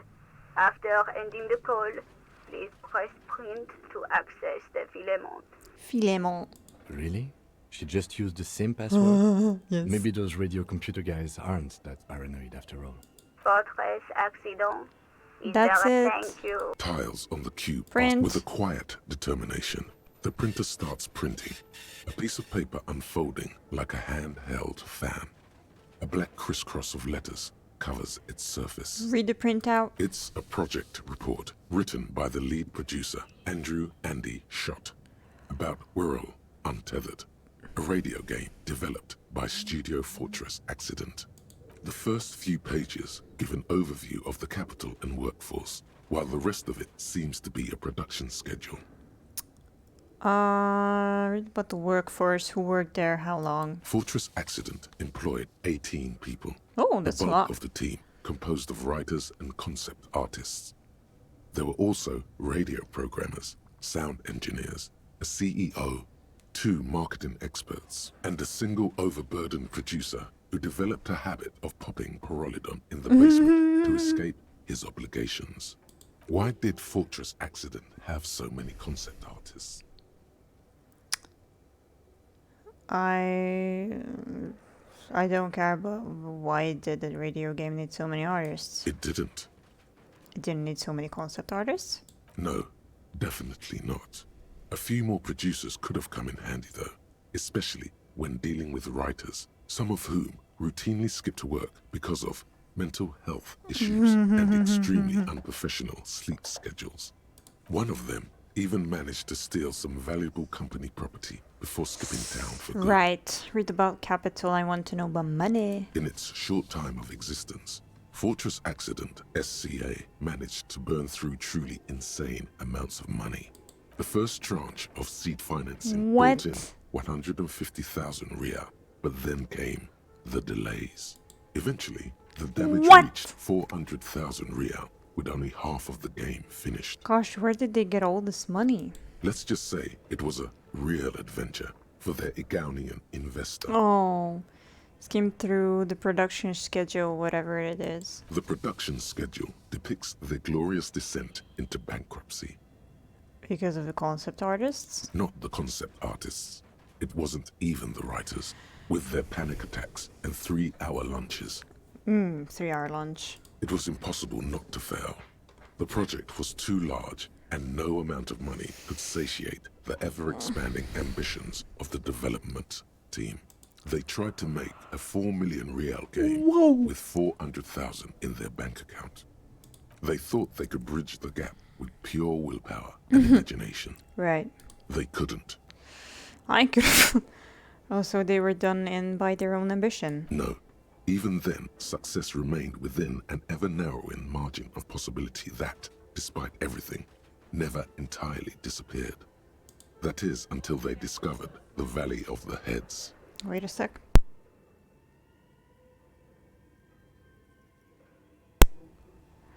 The what? At the 11th hour, Wait a sec. the lead designer, Jimsk-born Sulisław Jalisa, decided that what Wirral Untethered needed was a secret mystical location at the extreme edge of the map.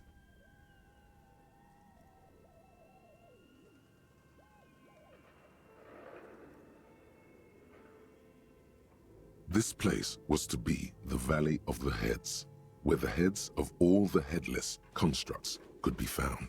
The player would have been able to choose a head for their headless party member, and each head would have been voiced on air by a professional actor. Sorry.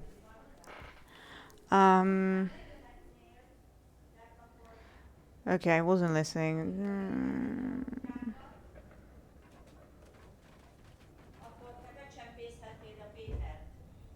Okay, some insane shit. Who were these people? The world had never seen their kind before, and might never again. How many heads were there? So many.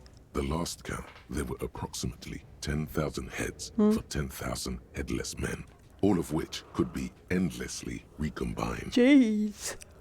That's pretty bad, so that's what did them in? Well, yeah, that, and the catastrophic data loss. The what now? On the nature of the data loss, there's ominously little information in the production log. It comes at the very end, where things get fuzzy and dark, where tables and numbers seem to vanish into an eerie nothingness, before the Egonian investors pulled the plug. What is clear is that one day, an unidentified numeric anomaly occurred on the East Insulindian Lintel front, just as the Wirral Untethered project was being compiled that day. And the anomaly caused all the data to get lost in the air? When the project was returned, it was completely blank. The team spent weeks on the phone with Lintel, the service provider, but despite their diagnostics, they could never produce a satisfactory explanation or pay for the loss. Isn't there a copy of the game backup? Mysteriously enough, it seems that the off-site copy happened to be on-site when the catastrophic data loss occurred. It was the lead programmer's responsibility to oversee weekly maintenance of the off-site copy and, well, keep it off-site. An explanatory note from the lead programmer has been attached. What does it say? S. Luukinen Kilda, the lead programmer of Fortress Accident. The off-site copy was on-site because there was no off-site anymore. Not for me, not after 8 months of crunch. I didn't have a home anymore, so I started keeping it in the basement in the ice bear refrigerator near where I went to sleep. It was perfectly safe there. The temperature conditions were optimal. Okay, is there anything else from this lead programmer? The production schedule ends with a few random notes that seem to be added sometime later. Read the notes at the end. 4 months later, by an unknown author. I am the only one left, and it's gotten rather damp here. A few other businesses have gone under, too. Slipstream switched to making skis, and the hairdressers just left, cursing Martinez. They're right, though. Something's seriously wrong with this place. Martinez, all of it. Still haven't got an answer from Lintel about what happened. All I could get were the physical coordinates of the error on the East Insulindian front on that day. Since the computation happened on air, I reckoned it had to coincide with an actually existing location. I have compared the coordinates to a map of Revachol West. Turns out it's only 800 meters from here. The address is Saint-Brun 1147. I am going there to look this thing in the eye. Saint-Brun 1147? That's what the street sign next to the church said. I tear off the print and throw. Why would you throw it away, Tiles though? on the cube are still smoldering. Okay, bye. Um. Right.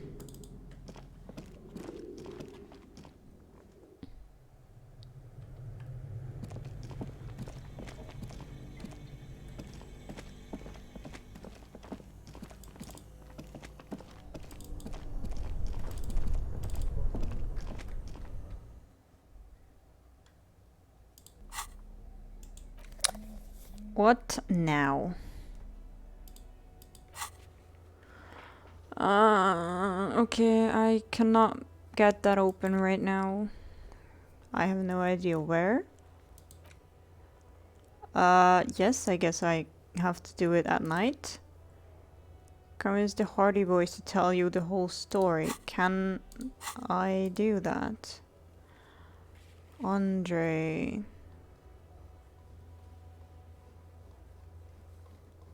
Andre and Joyce. Oops. Yeah, I cannot. Rhetoric. Let's try to dress. Wait, but I cannot even retry it, so. No. Let's go to Joyce. Because I can actually do that.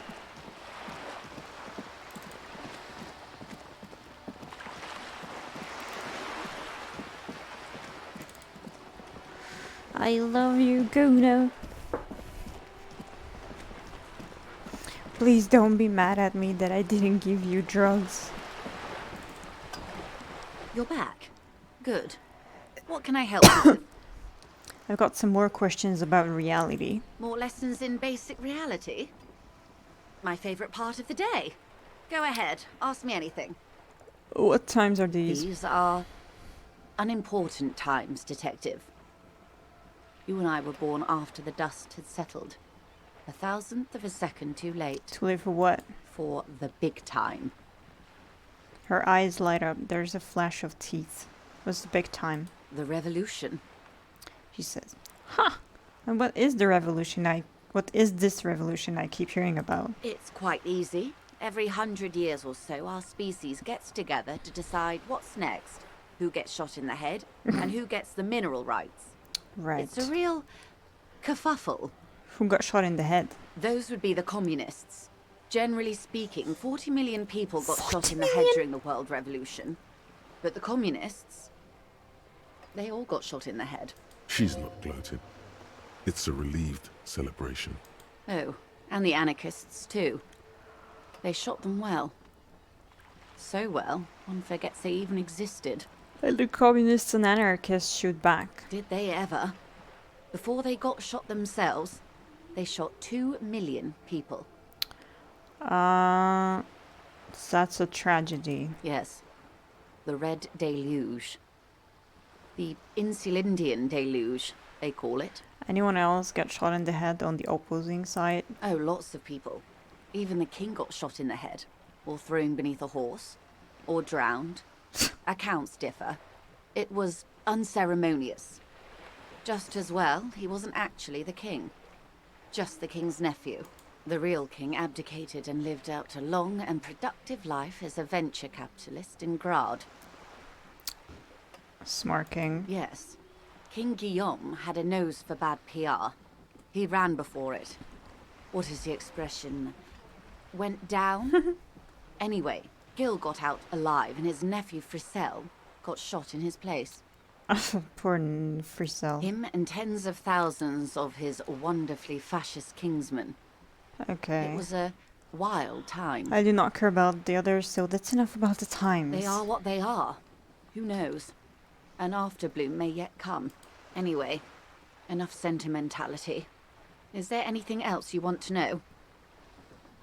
Okay, let's try this one. Esprit de corpse. Glad to have been of assistance. Clothes. Wait, is there... Ooh, +1. Nice, nice, nice. Okay.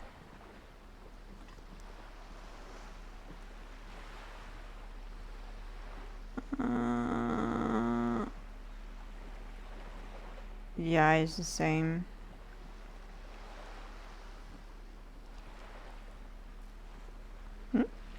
It's another jacket. Damn.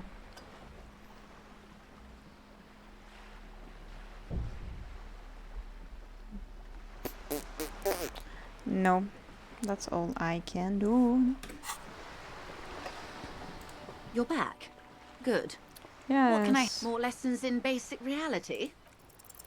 It remains a mystery what Sad. you mean by this something close. This isn't about you.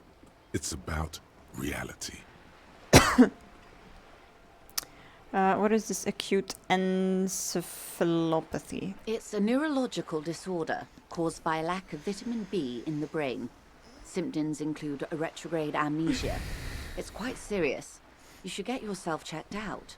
Yeah, I'm fine. She conveys it in short, cold bursts, trying not to invest too deeply in the condition of this doomed detective, in case he goes down later, souring the entire portfolio. I know you got a lot riding on me. I won't let you down. It's not just me, Detective. All of Martinez has placed its chips on your success. Huh. I pray we've all bet wisely. Got it. Let me ask something else. Be my guest. What are you? What I am not is a basic term of reality. She smiles. There may be a way to get her speaking about herself at some later juncture. What is this? Spread your hands. A bird? A sphenicid? What? A flightless bird of the polar regions? Am I really that awkward? Of course you're not, my dear. I'm just terrible at guessing games. I meant, what is this place here? Ah. This is the pier of Rue de Saint-Ghislaine, 33A, where the tenants have been kind enough to rent me a slot. Or two. She looks around. What is Rue de Saint-Ghislaine 33A? A pre-revolutionary tenement. Old buildings are for tenants, you see. And new buildings, bâtiments. After, les bâtiments nouveaux. But 33A and 33B are not nouveaux. They're old. She looks up at the crumbling facade. This one used to be 8 to 10 stories tall. A real high-rise by the standards of the last century. Built to mirror the skyscrapers across the bay in the Delta. That was before the war, of course. Who lived in them? Mostly the urban middle class, I believe. This was once primo real estate, before the cannons lopped 4 or 5 stories off. Yikes. Splat, splat. From a dilapidated balcony, Cindy the skull gives Joyce the evil eye, her red paintbrush held to her throat. You could be wrong, but from here it appears as if she's running the brush across her throat in a soaring motion. Wonderful. What is that? Point to Cindy the skull. The girl in the old lady rags. Yes. Looks like a sullen and rebellious member of a teen infraculture. Infraculture? Yes. You and I belong to the supraculture. We're common, the herd. The music on the radio, the food in the chain restaurant, those are all too popular for the girl in the old lady rags. She prefers a fantasy world, an infraculture with its own dress code and vernacular. It is an illusion, I'm afraid. There is no refuge from the supraculture. Now we explain the same thing but to a child. Okay, I understand everything. Make it more... What? No. I guess then explain the same thing but to a child. Young people who dye their hair funny colours and wear old people's clothes are stupid. And their little rebellion is self-defeating. Yikes. All right. What next? Suddenly, you're not so sure you're part of the supraculture. Let it go. Of course, no time for silly infracultures. There are more pressing, reality-centric questions to be asked. Alright, let's try the Glad to have been of assistance. conceptualization. Conceptualization.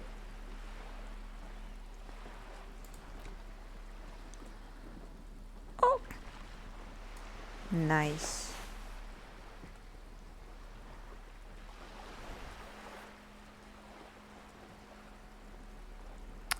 So it was on 3%.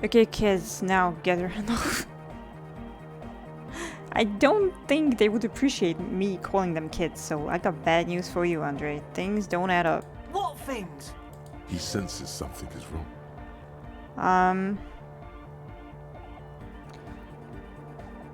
Suna said you've been lying about your plans. Your answer was very unconvincing. Fuck, man. It's difficult to get along with some people, but we're trying to make an effort. We are on a mission here. This isn't the makings of a club. It's a tent full of laboratory equipment for manufacturing drugs. I have no idea how you arrived at that conclusion, but it's wrong. Look, we even have speakers. Oops, he points at the speaker. One speaker. They have one speaker.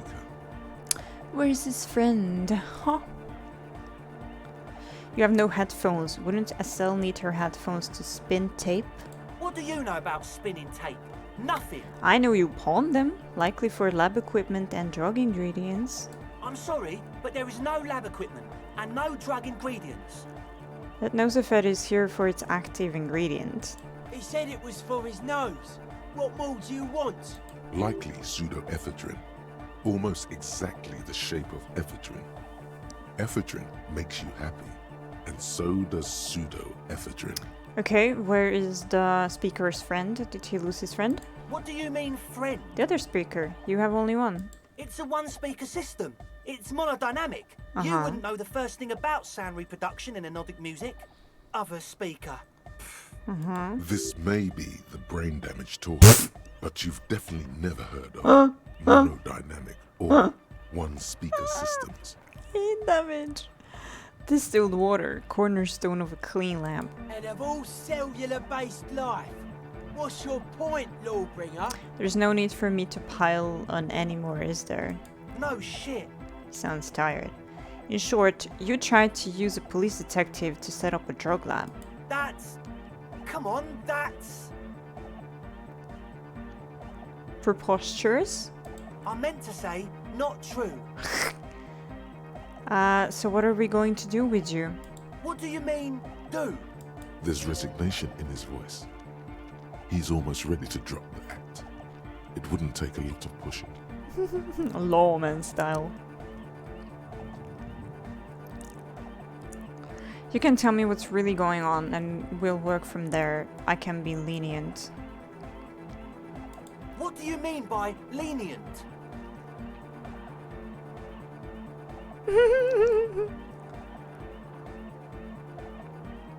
Not calling back up and hauling you all off to the pen for starters. Okay, man, okay. He raises his hands. Things are just so hard for an entrepreneur in this city right now. It's not like we lied when we said we want to turn a church into the wickedest club in East Revachol. Yeah, but just a drug club. Because we do! We totally do! We just need to turn it into a speed lab. Right. To get our foot in the door. And why did you need me? Like I told you, spooky arseholes moved in while I was getting all this stuff together. A month ago, the place was empty, and now it's all spooked up. They're not really spooky, are they? No, man. They're spooky, all right. It's just that they would also probably call the police if we started cooking speed in there.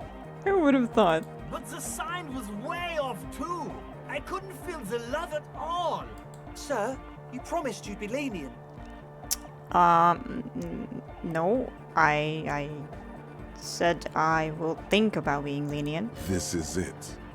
Judgment time. Give me cash. Ask for a bribe first. Arrest them. Evict them. Let's do this. I want to talk to Kim. No speed lab, just a club for anodic music. It wouldn't work without the lab, do it? No.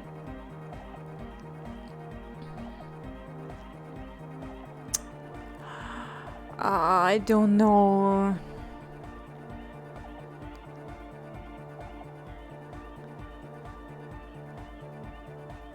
I don't want to proceed with the club though.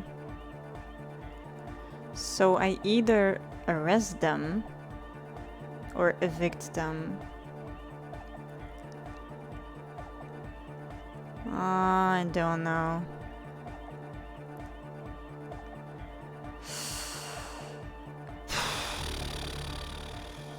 Well, they haven't really started selling the drugs or like doing the drug lab thing. What? What? So I might lean towards evicting them. I don't know. I need some help. I need some nudge nudge. I know it's my goal.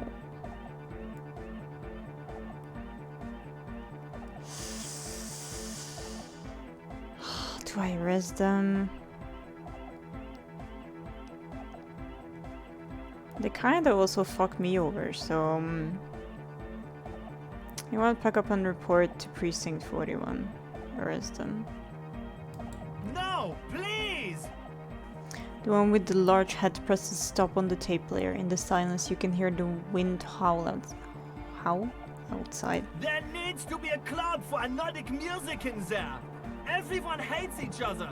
Everybody hates it here. It's all just drugs and we're slaves and I can't. We are running out of time. Well, he didn't stop the fucking music. Without his smile, he looks heartbroken and older than you thought he was. He looks almost as old as you. We need a win. I promise you this will be a win. We won't cook speed in there. We'll do it clean. We'll do it true. We'll do it sober and real and beautiful. This will be a victory for the light.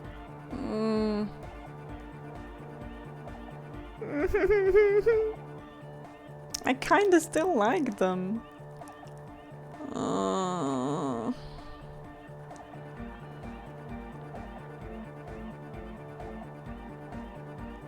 The law is the law. If you avoid the call, we will consider you fugitives and hunt you down. No! What does that even mean? Fuck, man. You said you'd be lenient. What happens at the station? The case will be reviewed. You might get persecuted or not. We'll see. Okay, that goes. That goes. I like that. Fine. I guess we're truly done. First, I need to see all of your identification documents. The would-be leader pulls out a card from his jacket pocket and hands it to you. The name reads Pete Andre. His friend hands you his papers. The name reads Carl Holtzman. Jermaine van der Wijk. Constitutors, the one with the large head, hands you a card. The name reads that. Mark their names down on your paperwork and hand each their form.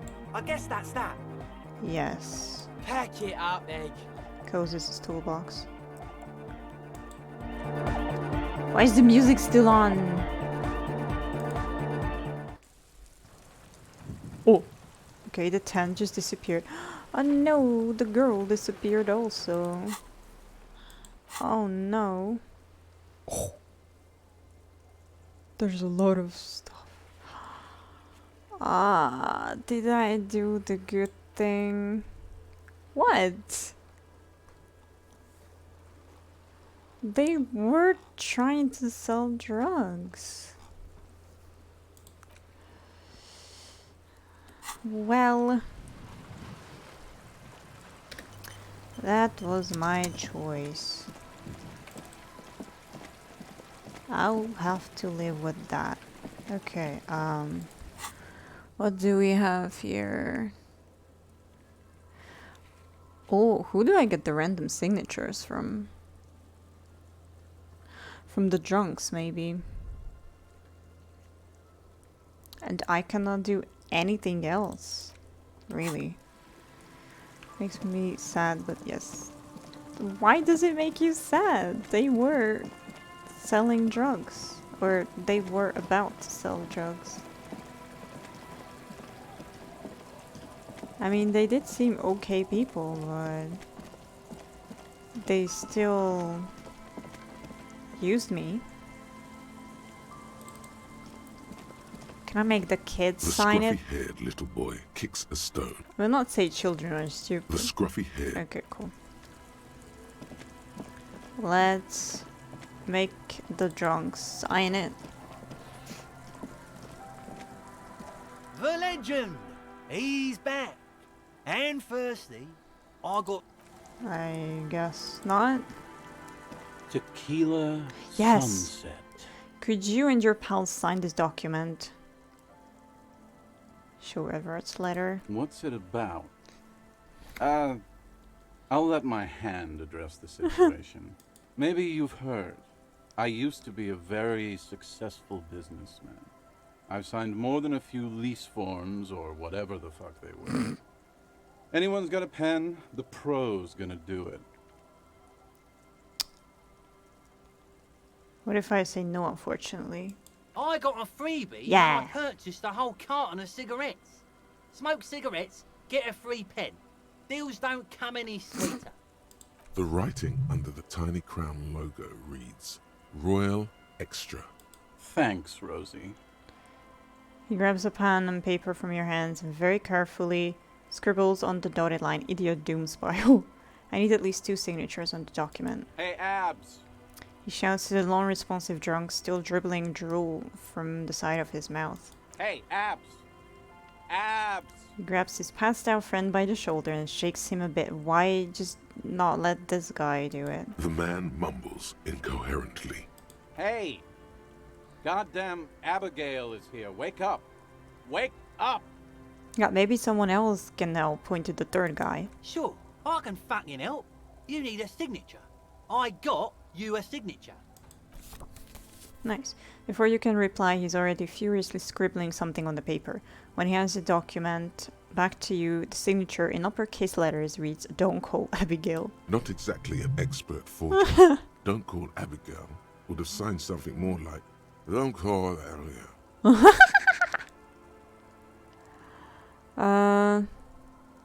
Thanks. No problem. Now, where did I put that?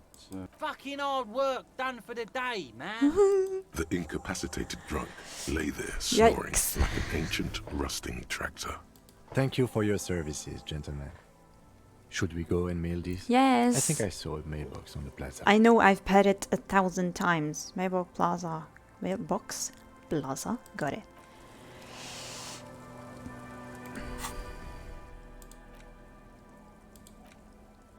You take the legal documents out of the envelope. A 12 to...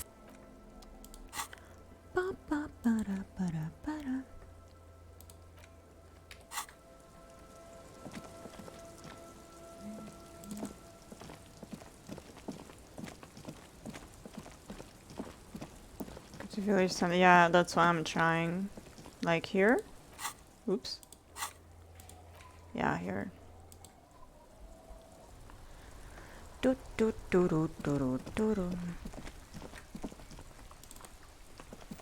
dented yellow mailbox greets you with its graffito and bullet holes in the front. I knew we'd get to use this mailbox for something. Yes, for sending mail.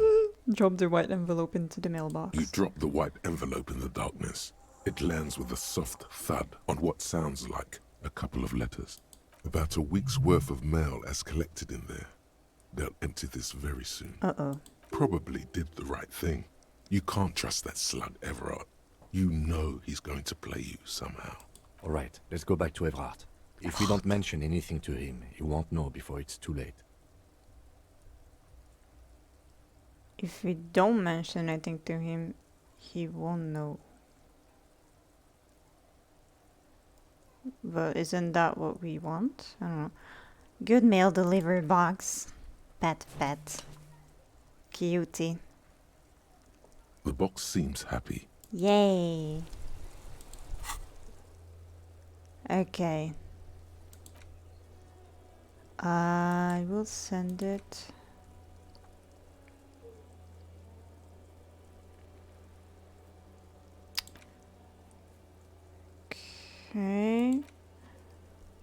Okay.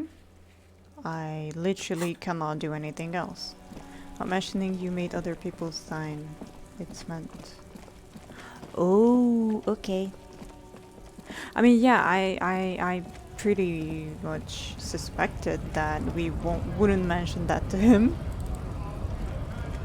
But I still thought that we could kind of get away with it, you know, not mentioning it to him at all and just waiting for him to get the envelope so then he will realize it later. If you know what I mean.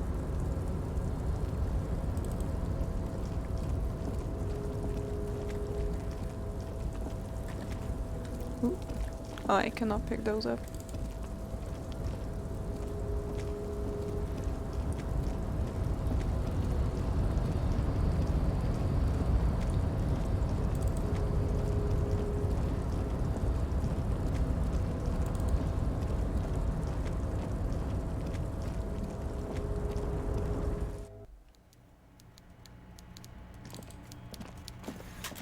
Hi. What? This is a fishing rod. This is not a fishing rod, is it? It's... Oh, Jesus. What? This one? I don't know.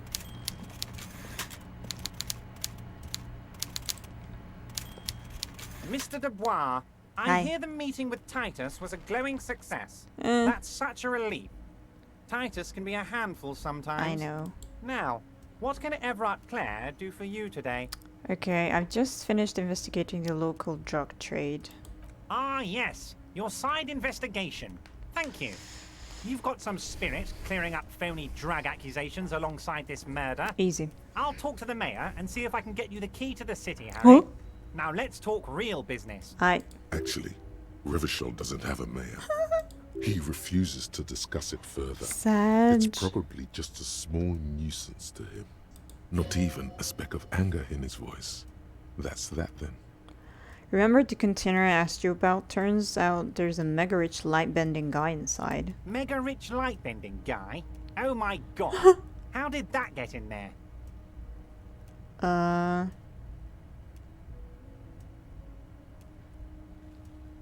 So rich he could get in anywhere. Damn it to hell, Harry. I specifically told my guys to check all the containers for mega rich light bending guys.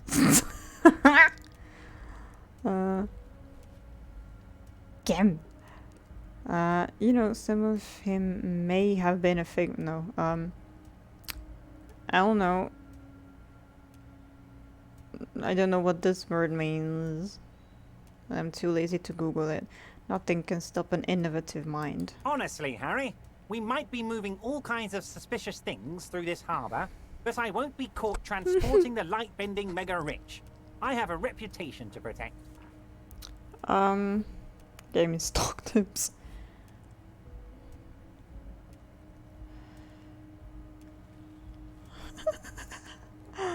Yes, the transportation of the mega rich should be more tightly regulated. Didn't seem like he was safe. You're a fucking idiot, Harry. I love it. Thank you for sharing this deep, idiotic part of yourself with me. Defend a the- hallucinating market liberal. I love it. So poetic. Defend the political center 7 times. I have no idea what just happened.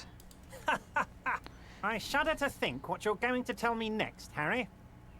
Not for 1 second did he believe there's an actual mega rich person somewhere in his container town. Oh, he doesn't believe.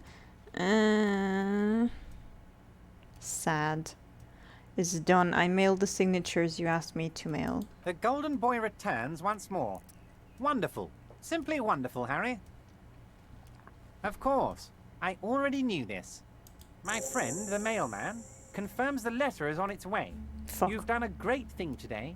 You've given the children of Martinez a real future, Harry, and I feel I can finally trust you now. I sure hope so until you fucking open that envelope. You're in my inner circle. You too, Mr. Kitsuragi. We can talk about anything. The strike, the murder, your lost gun, nothing is off the table. Yes. Judging from how happy he is, it looks like you did it. He doesn't appear to suspect trickery. Well done, sire. Thank you. By guile and deceit, you're in. You don't know his full plan.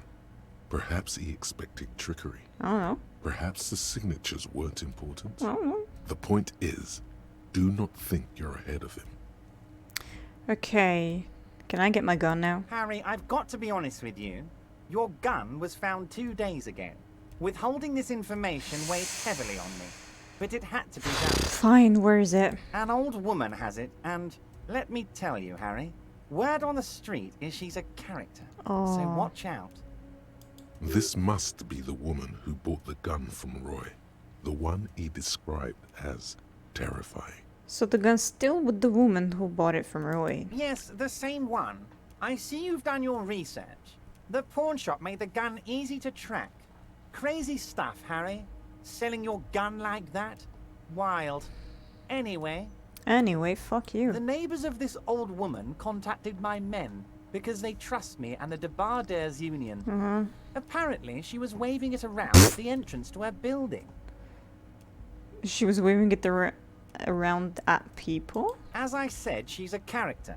I didn't have time for details. It sounds like she's unstable, but don't worry. No one got hurt. That's good. It sounds like a very disturbed and desperate individual. Who is this old woman? Unfortunately, I don't know anymore. You're gonna have to go in blind, Harry. But she's an old lady. How dangerous can she possibly be? Oh, and she calls herself the Pigs. How dangerous can she possibly be with a gun in her hand? There it is again. The pigs. Like Roy said, not good at all. I, for one, find it refreshing. Finally, someone calls themselves a pig. The smile flickers in the corner of his mouth. Can you set up a meeting? I already have. Hey. Tonight, starting 10 o'clock. Nice. Near the old fish market on the coast. Okay. The one on the boardwalk. A little past the fishing village. Okay. Be careful, Harry. I would never set you up for anything dangerous, but you did ask for this. Now, back to the fun stuff. I bet. She will be there from 2200 hours till 0200 hours. Ooh. More fun stuff. Seems like we already have fun stuff to do. Did you order the hangman killed? I did not, Harry. Although I am very, very glad he's dead. What do you gain from him being dead? Why, a war, of course. Huh? And what do you have Yeah. to gain from a war? Victory, Mr. Kitsuragi. Oh, Jesus. I have victory to gain. We are going to start a war with the Wild Pines group and win before they even realize there is a war. Not this again. They trained military people. Aren't you afraid for your men? Harry, we outnumber them 1,500 to 1. And that's just Martinez. With all the unions in Revachol, and with public opinion on our side, we can hold off 2 men, or 15 men, or even 50 men. The more they send, the worse it's going to look for them. They made a huge mistake hiring those guys. No one likes foreign mercenaries. The leftists hate them, the fascists hate them, even the moralists think they're in bad taste. How is this connected to the strike? Harry, there is no strike, only war. Class war. Or, in business terms, a dawn raid. Or wait. Is that when you still pay them something? Because we won't do that. We're not going to give nothing. We're going to take Terminal B away from them. The roads, the gates, the containers, that big crane, even the damn coffee maker. Not the We're coffee gonna maker. take all of it for the people, and fuck Wild Pines. The word fuck rings like a gunshot from his mouth. He doesn't swear often. Yeah. So that's why you haven't let Joyce in? Yes. It's also why I let that midget Gaumont go. He's too nice. I can't put him through this. Plus, he knows how to get in here. That woman can't tell her tits from her arsehole. She has no chance. What? Tits from her arsehole. It's a local saying. Actually, no, it's not. Why are you telling me your plans? Because we're friends, Harry. Besides, Are we? it doesn't matter now. You can go tell her if you want. It won't change the course of events. We have a significant head start. It's already happening.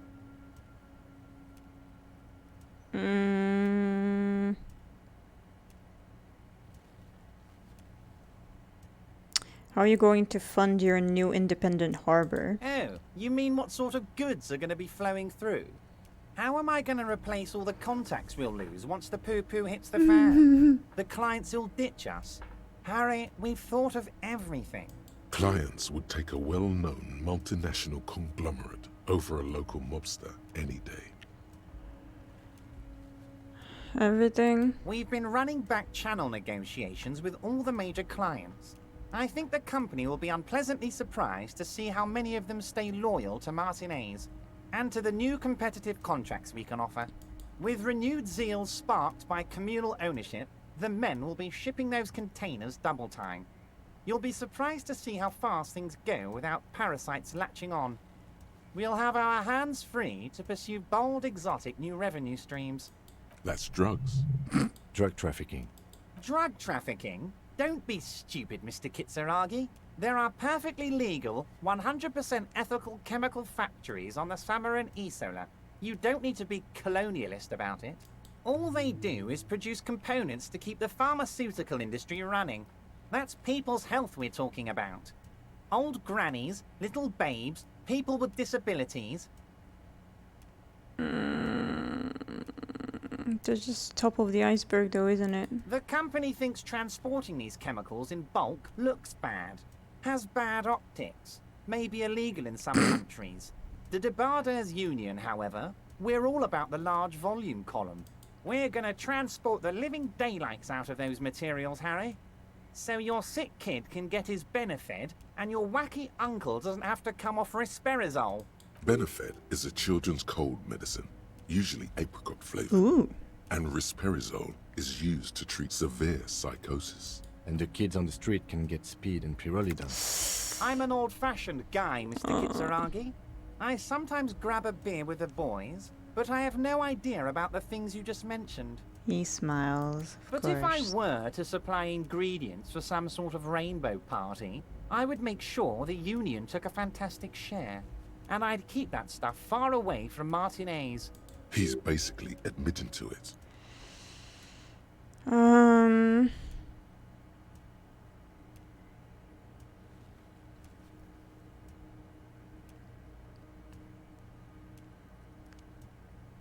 Should we just fuck up our relations with him too?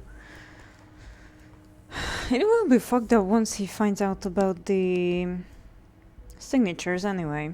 So, you know what? Whatever, interesting stuff. I just want to solve this murder, okay? You know why you're such a good detective, Harry.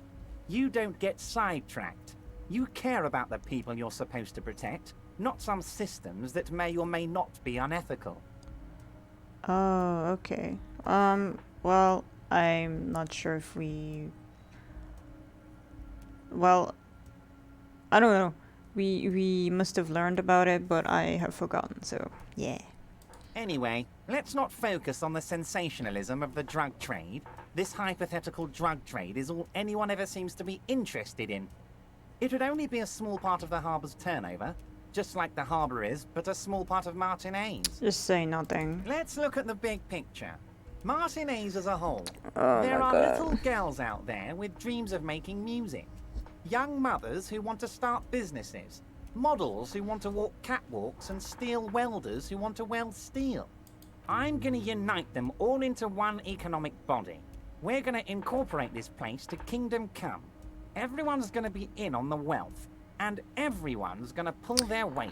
Honestly, it's not my place to judge or express an opinion. Harry, the length you're willing to go to keep your nose clean is remarkable. You will always have a warm bed in Mr. Clare's household, my friend, and a special place in the future of Martinez. That's it for now. Great, Harry, great. I think we have truly built a bridge between Martinez and Jamrock today. We have united the RCM and the Debarders Union. Suddenly there's sadness in his tone. This has been so great. I'm sorry we don't have more fun things to do together, but if you ever feel like bouncing something off me, my door is always open. Bye. I got bored talking to him. Thanks for the autosave game. And it's only 4 PM in the game. I've been playing for almost 3 hours now. When will this all end? I mean the day. This day. Okay, what? Okay.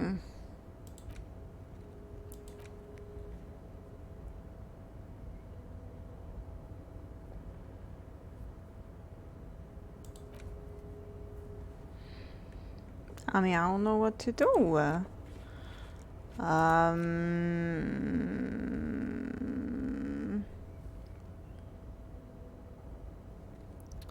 Titus. Rhetoric. Alright. Let's do something with the rhetoric. Tool to open the grain containers. Oh.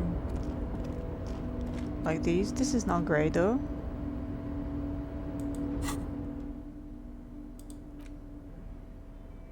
Either a chain cutter or a pry bar, or this pry bar. Ooh! Thank you.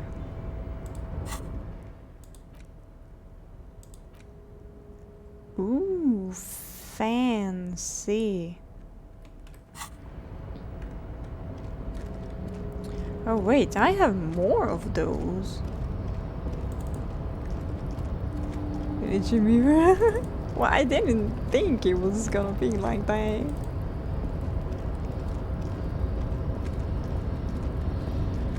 Wait, I forgot. Where are the others? Oh, okay. Wait, can I do it from here? No, I cannot. Fuck.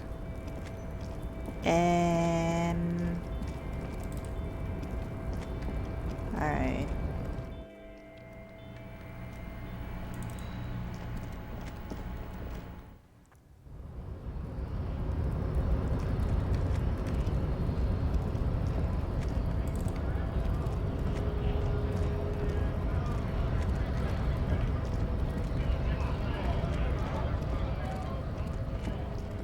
Whee!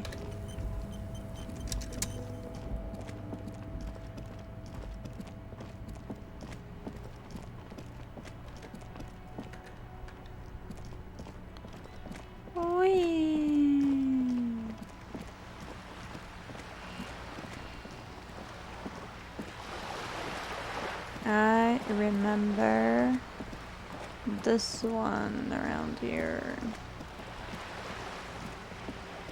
Yes. Oh.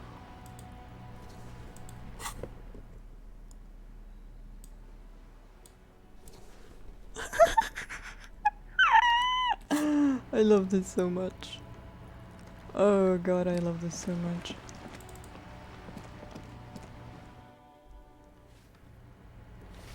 Is there anything on...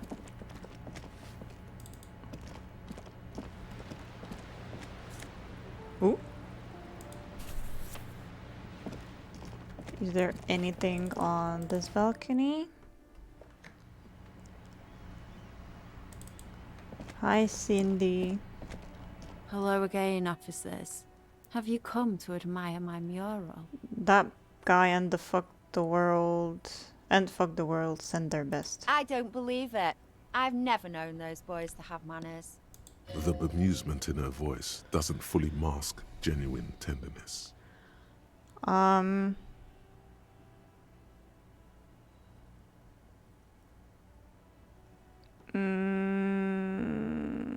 They seem to hold you in high esteem. They'll never be skulls, but their hearts are in the right place.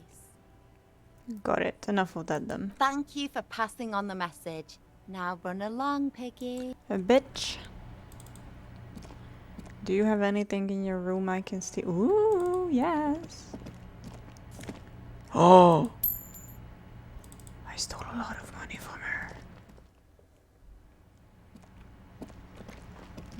Bye. Wait, can I do anything upstairs here? Guess not.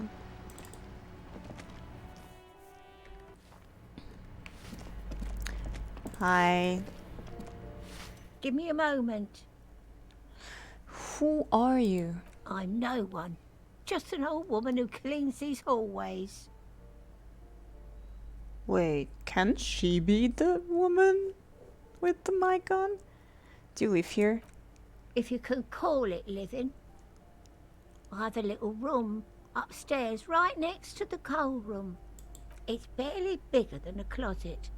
But I don't complain, no. I have my bed and my aching bones to keep me company. Wow. And that's all I need from this world. She hasn't spoken to anyone for a while. Even her sentences feel rusty. A few questions about those apartments. Ask away, policeman. Do you know who lived in the foreclosed apartment? The hell am I supposed to know? Another nut job, I assume. Why is there a hole in the wall in the abandoned apartment? Some lunatic lost his mind. All kinds of morons pass through these halls. I don't even know what they're talking about. With how small these rooms are, wouldn't you want to break the wall down? Is one of the residents on a vacation? Their mailbox is overflowing. People come and go. I don't keep an eye on everyone. They probably just moved or died. Hopefully somewhere else. Who lives in apartment 10? No one lives there. It's been empty for months. But I talked to someone through the door. Impossible. I would know if someone had moved in there. Spot is eyeing the hallway. Maybe it's those countercultural people again. Breaking into a house like it's a public space. You're a policeman. Yes. Be good and take a look, will you? Sure, I go see what I can find. Great. Yay. Young people. They're worse than rats. You know, always littering the hallways with trinkets and empty beer cans. Who lives behind the padlocked door? Oh, that one is a scientist. A future scholar. Suddenly the old lady's face is beaming. I think he studies astrology at the community college. Education's good. I always tell them to study. Astrology? Something to do with all those stars around his door. He asked me to leave his drawings up on the wall. You mean the star and antlers?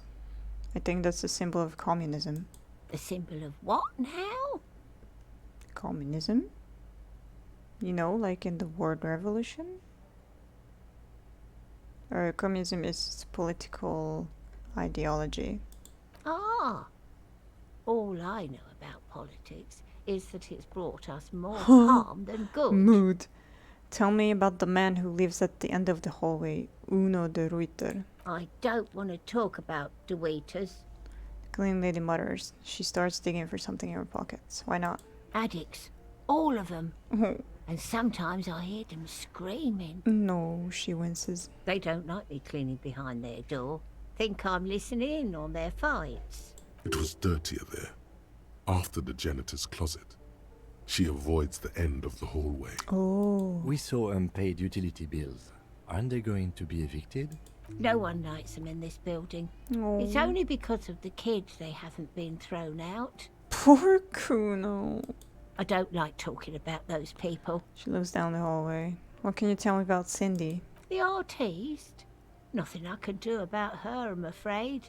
She ruins the walls faster than I can clean them. Still... She leans on her broom. She leaves an old lady to her business.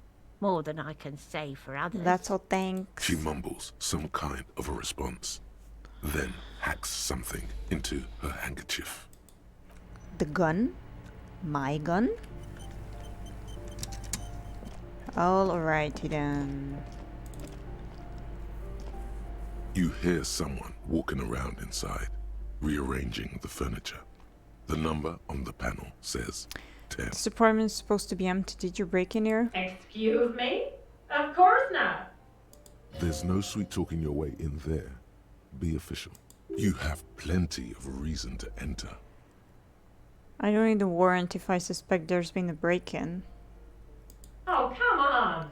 There's a pause before you hear the door being unlocked. Well, that was easy. That was smart. The lieutenant says, nodding towards the unlocked door. Thank you. And I have this gigantic shit in my hand. Hello? Satisfied? My name is Marielle Charpentier, and I'm an agent with Martinez Realty Associates. I am not breaking in, as I have every right to be here. The keys, see? She jingles a set of keys in her hand. Boy, there are a lot of different keys there. More than 20, at least. Whoa. Her voice is really cheerful, despite her obviously hating you. Do you want to see my ID as well? You can't legally ask for it, but why not? Want to see my residence permit too? She fumbles through her purse, fishing out a light paper clad passport.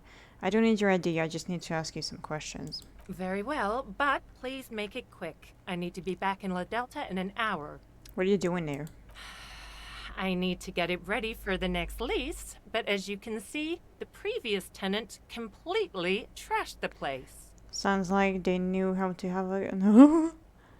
I fucked shit up too. Reprehensible. Who lived here? It was some kind of a moribund old man who used to be a business owner. You'd think they'd make rent. She stops hesitating. A sudden serious look crosses her face. This story didn't have a happy ending. But that was months ago. Anyway, was there anything you wanted, or is that it? I'm in a hurry. Who lived in the foreclosed apartment down the hallway? Oh, that's another huge mess. The former tenant owes us 3 months of rent. 3. We closed the apartment and planned on auctioning off the valuables, but... And again, I have no idea how stupid mistakes like this can even happen. But Ron, when he came to close the door, didn't close the neighboring door. And there's a hole in the wall. A hole in the wall. Can you believe it? And then the tenant ran off with his stuff. He's gone. The money's gone. Just like that. She snaps her fingers. The sum must have been puny. Oh, it irks her. The incompetence. So wait, what happened with the wall? Don't ask me what happened with the wall. I have no idea how we're going to find the time or resources to fix it. Both apartments are now unrentable. Both. She's still shaking her head, manicured hands now crossed over the chest. That's all, thank you. Of course. She replies with a smile, but her eyes remain glazed over. She's been waiting for you to leave. I will not leave right away. I will steal that.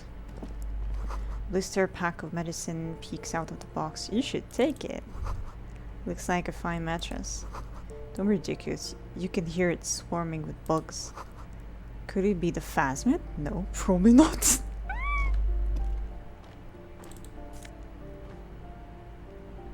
Yeah, just take it. Whatever. Bye.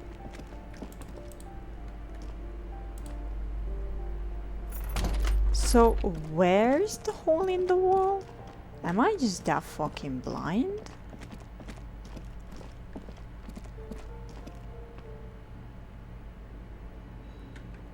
Is it upstairs? I am confused as fuck. Well, anyway, let's access this box. Ooh, money. It's not up here, right? This door is made of no one answers. Let's go. There's nothing. At the other end, you've been there before. And I didn't see the hole? Come on, just go down.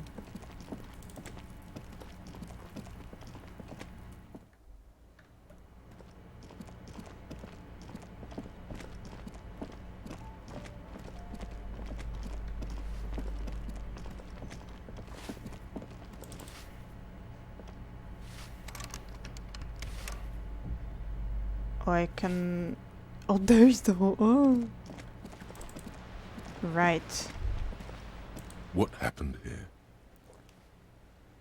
Come foreclose an apartment with the hole. What does foreclose mean?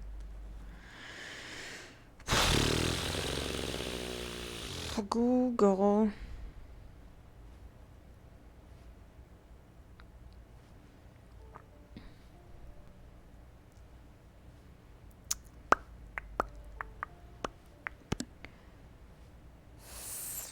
Foreclose. Okay. You can't foreclose on an apartment with a hole in the wall. It will still be accessible through the apartment next to it. Yeah. That one didn't have a door. Sadly, nothing of great value remains here. Except the stuff in the fridge. Indeed. Well, there isn't anything there anymore, so... Alright. I don't want to... In your hands, you hold 16 Days of Coldest April by Yekatina Dahl. The cover image shows a row of concrete apartments, above which span a black and white rainbow. Feels heavy. Indeed, the book is unusually heavy in your hands, as though the cover were lined with lead. It would do that in Grad. How long is this book anyway? You flip through the book. The pages are thinner than you realized, and the type quite small and tightly set. It's nearly 600 pages long. Oof. Real art is dense and difficult.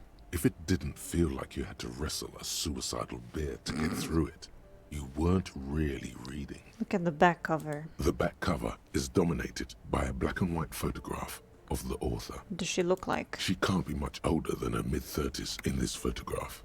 And yet, from this cover, the eyes of a sad old woman stare back at you. Start reading. In cold, detached prose, the author describes a scene from one of the Yugoslavia riots in the 20s. Youths overturned motor carriages and set trash cans ablaze, while heavily armored guardsmen dash in and disperse them in a flurry of baton blows. The Yugoslavia riots took place from 27 to 29. Fueled by ethnic unrest and the state's repressive tactics, these events are often seen as marking the end of a brief period of liberalization known as the Yugoslavia Spring. Like all such periods, it is frequently memorialized in art and literature. As ethnic tensions run wild, a pair of young lovers meet each other on the street. Somehow, in the middle of all the chaos, they manage to lock arms and look into each other's eyes. Genuinely do not care. It would physically hurt you to keep reading. Are you sure? I am desperate for advancement, so no, I will not subject myself to Gradian realism. You've made the right life choices today, sir. Yes! Okay. Investigate apartment number 10. The one which I cannot enter. Was it this one? Was this one apartment number 10? A plaster cast bust depicts. No, I suppose not.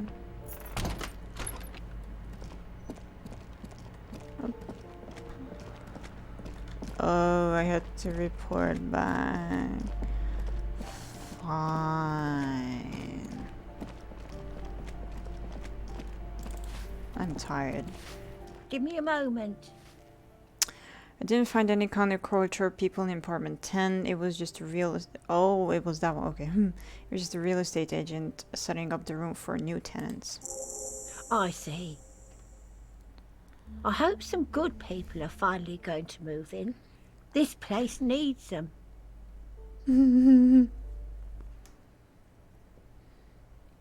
What the fuck? I'm sure everything will be fine. This apartment building needs slow change, imperceptibly slow. Yes. Well. I hope they're good people. Yay. Your statements are too vague to comment on. Yay. Alright. Titus. Going to Titus. If that does not work, I will spend another point on rhetoric and try again. And I think that will be the last thing. I wanted to go until the end of the day, but it's just too much. Tempest is so fucking slow here.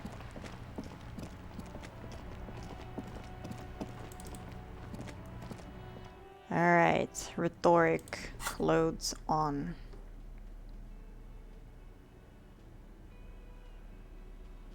Maybe I should get this off my hands.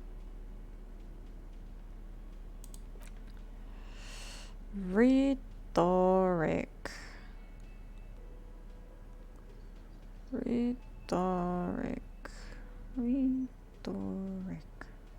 Rhetoric. Don't tell me I don't have anything. Oh, minus rhetoric. Okay, cool. Ah, +1. Nice.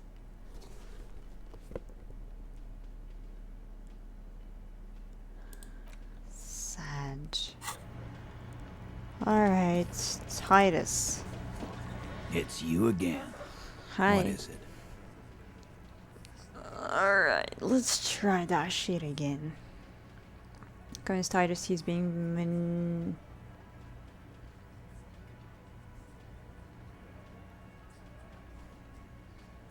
yeah, he's being manipulated. But, sorry, hanging. Again. Just get the dead guy's autograph, since you're his biggest fan. Thank. Good one, Titus. How does the bullet in his head factor into this? Huh? Huh? Super beer makes the surprise go down easier. There was a bullet in the dead man's brain. Why was it there if you hanged him? How the fuck do I know? Anyone could have shot him. Target practice, maybe. Not the sip, he's tight-lipped suddenly. Interesting, sire. It's as if he's lying to protect someone. He's not very good at it. How dare you lie to this fashionable popo? This line of questioning is over. Shut up. You got the cause of death already? Hanging. If there's any post-mortem trauma, it's your problem. This will not turn into a cross-examination. Why don't I just arrest you? Step closer to Titus. Yeah, lawman. Why don't you? I don't know. It's almost an anthropological sight, watching him try to assert dominance over you. Not in the arresting mood? His mean little eyes come alive with hatred. By your side, the lieutenant keeps his hand away from his holster. You hear the nylon of his coat hiss as he steps closer. You confessed to murder. I'm taking you in. Look, coppers. I know you think you're doing your job here. Whoa, whoa, whoa, whoa, whoa, but there whoa, are whoa. 7 of us, and 2 of you. What the f... The bore's the size of your eye. I can almost see the stars. He doesn't actually want to hurt you. There's an easy way out of this. A self-deprecating joke. Fine, I only have 1 pair of handcuffs anyway.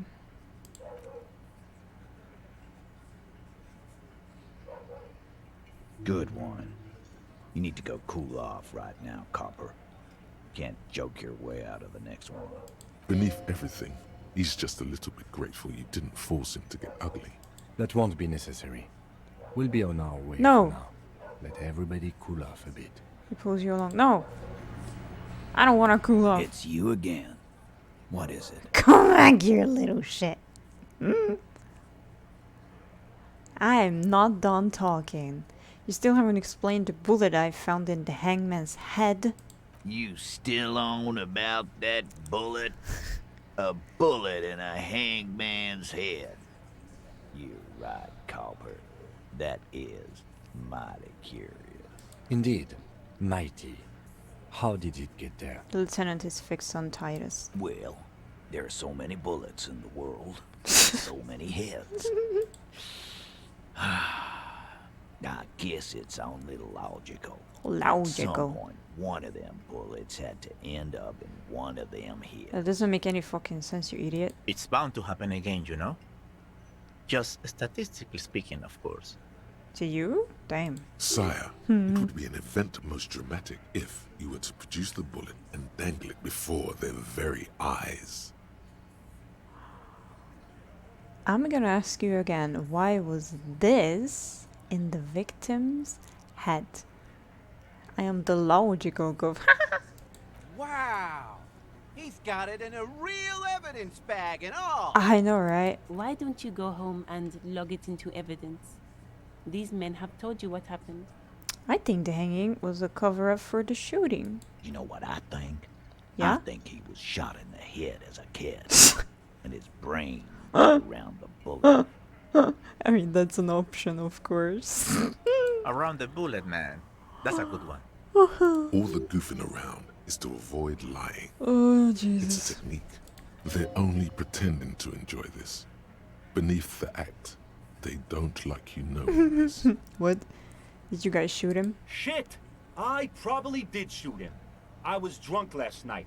You guys know me when I'm drunk. It wasn't last night, dude. It was like 4 days ago. Even more than 4 days, actually. Yeah, Glenn likes to shoot his guns when he's drunk. Better hope he stays sober. No, he meant before he was hanged. Did you shoot him before you hanged him? Before? After? During? This is getting ridiculous. They told you what happened. Stop Shut up. wasting your time. Don't worry, we'll figure this out sooner or later. Never been worried in my life, Lawman. Lao Wang. He crosses his hairy arms, having forgotten his beer for a moment. It's not like you blew it wide open, but there's a little crack in there. Convince Somewhere. Titus he's being manipulated. Convince Titus is being manipulated. Bad idea. I don't care. Bringing her up will do no good. You should know by now. Titus will never falter. One of his boys will. Just remember, it's about more than Glasia. It's about these men and Martinez.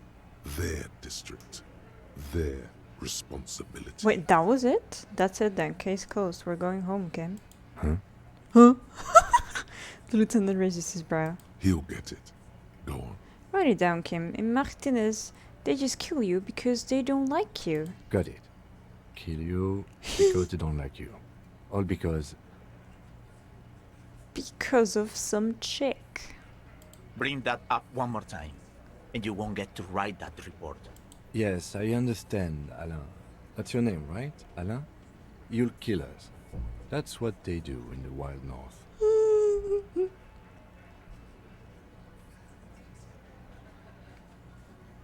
They just hang you, shoot you, whatever. They can't even remember. It wasn't that. It wasn't. We didn't shoot him. There you go. That's it. That's the weak one. You flushed him out. Now go in for the... Officer, you will be next if you don't shut up.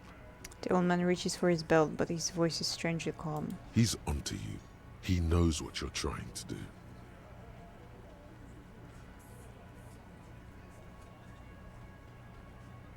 Look at Kim first. I don't know. The lieutenant has put down his notebook. His hand is resting on his holster. He gives you an imperceptible nod. What? What does that mean? I don't know. Turn to Angus. Yeah, turn to Angus. Or what? You're gonna kill me like you killed him? For no fucking reason? We didn't kill him. We didn't even hang him. He was dead when... He takes a breath, wheezing. What do you mean? Oh, don't scare me. Shut up, Angus! He was dead before you hanged him? Fatty! Say one more thing to the cops and I'll... Good. I mean, I knew that he was gonna be the better choice, but you made me weird there for a second. Dennis! Dennis. Stand down, or I'll beat your head in. Theo, take your hand off the belt. This isn't 31. I've got this under control. The room falls quiet. So quiet you can hear Angus wheeze. Angie, where's your goddamn inhaler? You sound like you're dying. I left it home. I can't get it. I'm too fucked. I'm sorry. Oh, bad timing because of latency. No worries, no worries. Why are you so fucking fat? Just now it's all pointless. Because of you. You wasted my time. I told you, Titus. I told you just give her up. Lizzie, your help is no longer needed here. Oh. Go tell Evrard. Bye, bitch. Fine. I'll tell him. After a long walk along the coast. She walks off without looking back. Bye, Lizzie. What just happened between these two? I don't know. You're in. He's all yours. Questions. Kim, we did it. Yes, Kim, we did it. The lieutenant gives a smile. Oh. Only you can see. That's adorable. So you didn't kill him. He was already dead. He nods. You hanged the corpse to cover up the real cause of death. The bullet in his head. Another nod. Why? Because the girls asked us to. They were in some shit. Girls? Multiple girls? Girls plural. Yeah. There's another girl. 2 of them. Take note of this. They'll probably say more about her later. Did she kill him? Cop, I have no idea. The girl says she didn't. He doesn't think she did. Or at least he hopes she didn't. What happened Sunday night? Classier came down. She seemed really out of it. Drugged up, even more than usual. Bug-eyed and gurning, you know? Not in a fun way. It looked like she'd redosed after something went down. I've seen that look before. She was scared. I knew someone had died. How did you know? I've done this job for 10 years. I've seen it before. It's the politician in the motel room with the dead hooker scenario. Only in reverse. Yeah. Good analogy, boss. The effacement Snickers. You don't get to talk yet, Shanky. You're still on the bench. And you keep taking it easy too, Angus. He turns back to you. What happened then? We went upstairs. Sure as day the Merc was dead. There was a bullet hole through the window. Fucking dirty sheets and bottles everywhere. That's why the window was broken. He means they'd been fucking? Tibbs patched the window. And the corpse. We hanged. Who's Tibbs? The 8th Hardy? Nah, he's my brother. He's in the window replacement business. Right now, he's grateful he hasn't gotten his brother into this mess. Good. If Kostya didn't kill him, why the cover-up? You may have noticed our girl's in some shit of her own. I didn't notice anything. What kind of shit are we talking about? They can't show up on police radar kind. There are people after her. From the old world. Where she came from. These people, who are they? They're powerful. Connected to the moral intern. She's clearly afraid for her life. Says if she showed up in your systems, she'd be ghosted away. That's all he knows. That's all she's told him. And why would you help someone like that? By taking on a murder? Why would I? I guess we abide all sorts of runaways and losers here. It's a Martinez thing. So, who killed the Merc then? Any leads? Not yet. Just some ideas. She says the shot came from outside, behind the window somewhere. So that's a clue. What are you thinking? I'm thinking someone's past caught up with them. Either hers or his. Hers, you mean? I mean the people after Klausya. Maybe the shot missed. Maybe it was meant for her. You're not that dumb. I like that. Been thinking the same thing myself. And you had ideas about his past too? My dude. One of those mercenary buddies of his could have done it. They got guns, training, years of bad blood, probably. Or it could have been someone else from Crenell. Pauses to think. Tell you what I'd do. Check out the coast for vantage points. Oops. Maybe consult with a ballistics buddy of mine. That's what I'd do. If I wasn't too busy doing this clown dance with you. He's calm now. Threw all that turmoil away and Aww. became himself again. Nice. These theories, not bad. Don't buy either one, but still, this guy's not as dumb as he know. looks. Whose idea was it to hang him anyway? Hers? In a manner of speaking. Remember the 2 girls? He may be talking about the other one. Okay. Earlier you said the girls asked for your help. Was this the other girl? That's right. It was her idea to hang him. I liked it for political reasons. It sent a good message. It's her, isn't it? The drug trafficker. The missing 8th Hardy. Fella, you think too much. He's off all right. You're gonna hurt your head. A little too far there, but you're definitely right. That woman is just affiliated with the Hardy Boys. You don't know her, anyway.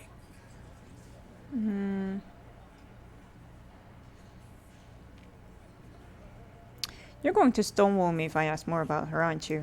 Glad you understand. That's why I made you guys fight. Kinda. Me too. Oh, thank you for this, Titus. I'll go talk to her for the last time. You do that. Hey, cop. Before you go, Klausya, came to Martinez to hide. Many of us did. This is where you wash up when there's nowhere left to go. The Union takes you in. Now, she refused that protection. But you would still prefer if we didn't take her away? That's right. If we didn't take care of the people who end up here, this place would just be a couple of ruins and some cargo containers. We'll take that into account. Lieutenant slides his notebook into his coat pocket. He turns to leave. Alrighty then. Thank you, the game was thinking before me. Okay. Guess I'm gonna confront Klaasje. And then I'm done.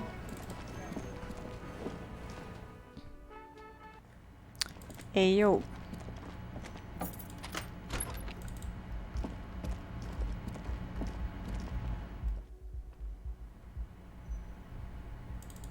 It's fixed now? This window is pristine. Oh, never mind. Never mind. Never mind. I did not say anything. Klaasje. It's always good to see you. She cracks a very smile, leaning back against the railing. I don't think you will be good right now. Something in her demeanor has changed. She's tired, consigned to her fate, to being here with you and what's to come. The Hardy Boys told us what really happened. I understand. She puts her coffee mug on the table. Just like that. No resistance. Her shoulders are slouched, her feet long and straight. Chill. You sent us on the runaround. I know. For what it's worth, I'm sorry. For all of this, for wasting your time. This is good. Clear the air first, between you two. Then move on to questions. Is it? Something is off here. What? Shush. I can't hear what she's saying. Let the miss speak. She's tall and thin and tired. A twig trying so hard not to break. Why did you waste our time then? Because of the Hardys. I couldn't just dispense with them. They were only trying to help me. Out of the shit I'd gotten into.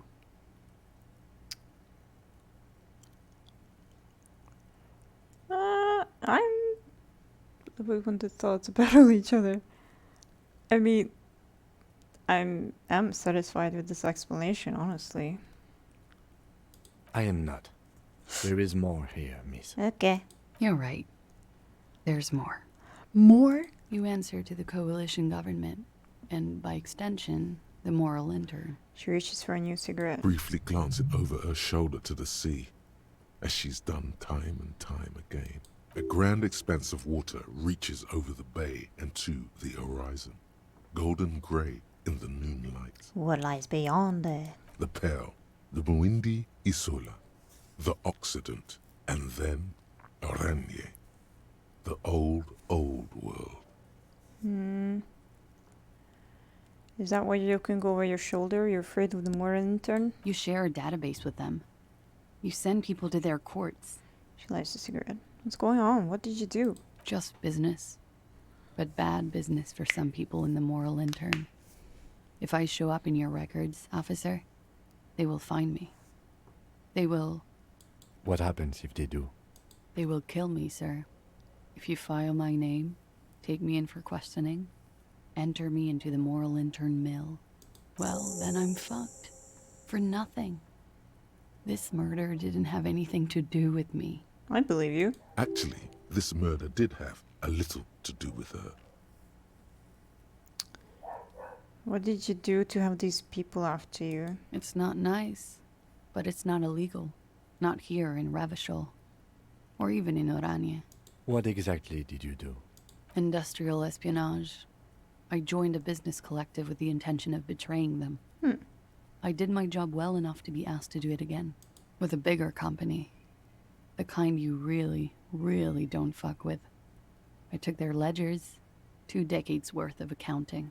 I need the names of the companies involved and who hired you. He taps on his notebook. The job was Lou's-Duin County Savings Bank.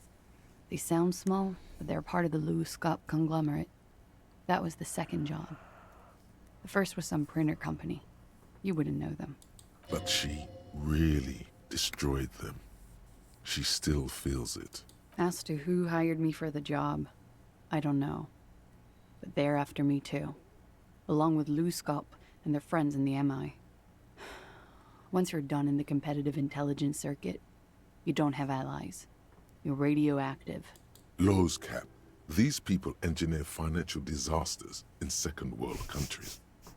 The conglomerate also includes the Bank of Consecration, Airbag, and the popular Papalolo line of dairy products. When I am king. That's a lot of shit you've gotten yourself into. It is. Many people lost their jobs. Not just C-suite. Ordinary people. What I did to get to accounting... Shakes her head at the thought. A lot of people got hurt. But that's just more of my shit you shouldn't have to deal with. You're solving a murder. That can wait. Look into her eyes. There's more. What did you do? One of them killed themselves because of me. She says it quickly, like she said it 100 times. To herself, to get used to the idea, out of guilt. That's not easy to deal with. How do you deal with anything? It's all just... How do you do it? By not remembering a single goddamn thing. I don't either. There you have it. The way of the warrior. What happened here the night he died? We were there. Together. In bed, I mean. Tell me exactly what happened. Okay.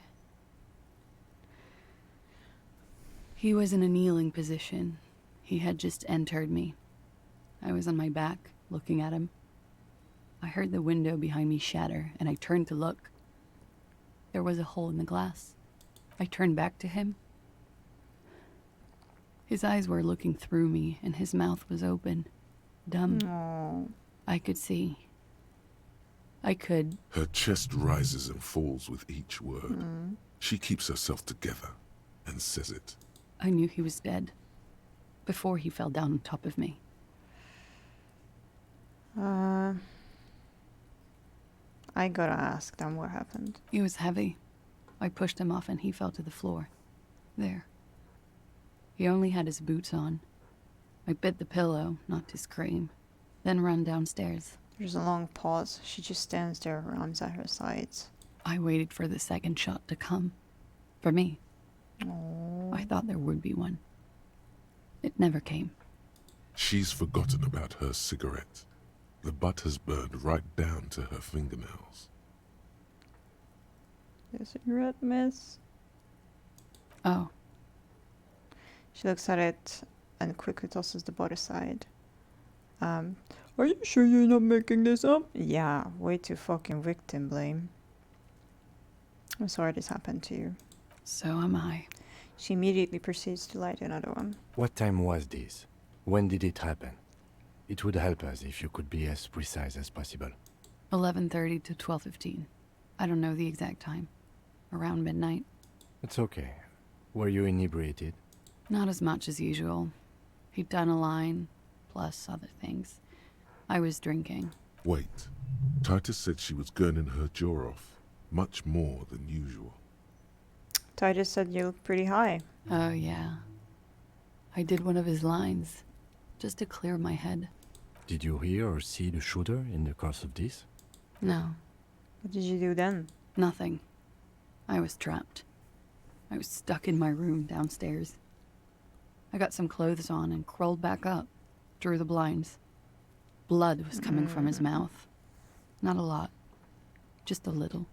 He was still on the floor, slouched. I couldn't be there with him anymore. So I ran down and out of my room, into the hallway, down the stairs. I knew there would be people there. Run, woman. Run past them and out into the streets where it's dark and people move. To the lorries at the intersection. As far as you can. Say nothing. She pulls on the cigarette, looking up at the sky. Her hair ripples in the breeze as she stands there, silent. What happened after you ran downstairs? Sylvie was tending the bar. A lot of people were there. The Hardys were at the table in front of the stage. I think the Union box was full. Ruby was there too. They were having such a good time. I sat down and they all welcomed me. I didn't even have to say anything. Ruby knew something was wrong. So she's the other woman? Ruby? Before we continue, who is Ruby? Ruby. You know, the leader. The leader. The leader? Of what? The Hardy Boys. She says as if it's self-evident. I thought Hardy was the leader of the Hardy Boys. Well, nominally, yes. Ruby's the one they go to when things happen, like things they need taken care of. She's the Ooh. organizer. Would you say she is the 8th Hardy Boy? Why not? Okay, let's go on. What then? Well, Ruby said let's talk upstairs. I showed her the room. I've known these people since December. They know my situation, that I can't leave a paper trail. Ruby was the first one I told. She said she'd take care of this. It's what she does, you know, take care of things. I helped her get the body to the bathroom. We used a belt to pull him up under the shower, to keep him upright. To mislead you, they were tampering with the body. To produce lividity, matching a hanging? Yes. We completely missed the tampering. Looks like you got there in time. What was this, 20 minutes after death? About 20, yes. Ruby explained it would make the blood... You know what he does. She looks at the ground, then raises her light brown eyes to meet yours. Then what did you do? Ruby went outside to talk to Titus and the boys. I was just looking at Lely in the bathroom. I had to put his clothes back on. His armor, too. It was tough, but I've seen him take it off and put it on many times. It took Ruby maybe half an hour to come back with Titus. I'd gotten him ready by then. They carried him out. I knew what they were going to do. Make it look like a hanging. Ruby said they would. What did you do while they were hanging him? Ruby said to wait here. She also said I wouldn't see her for a while. That we should lay low or something. So I did. This Ruby. Where's this Ruby now? I don't know. I haven't seen her since. We will need to take this question to the Hardy Boys. Yeah. Interesting. Why did this Ruby go through so much trouble to hide something someone else did? Look into this later.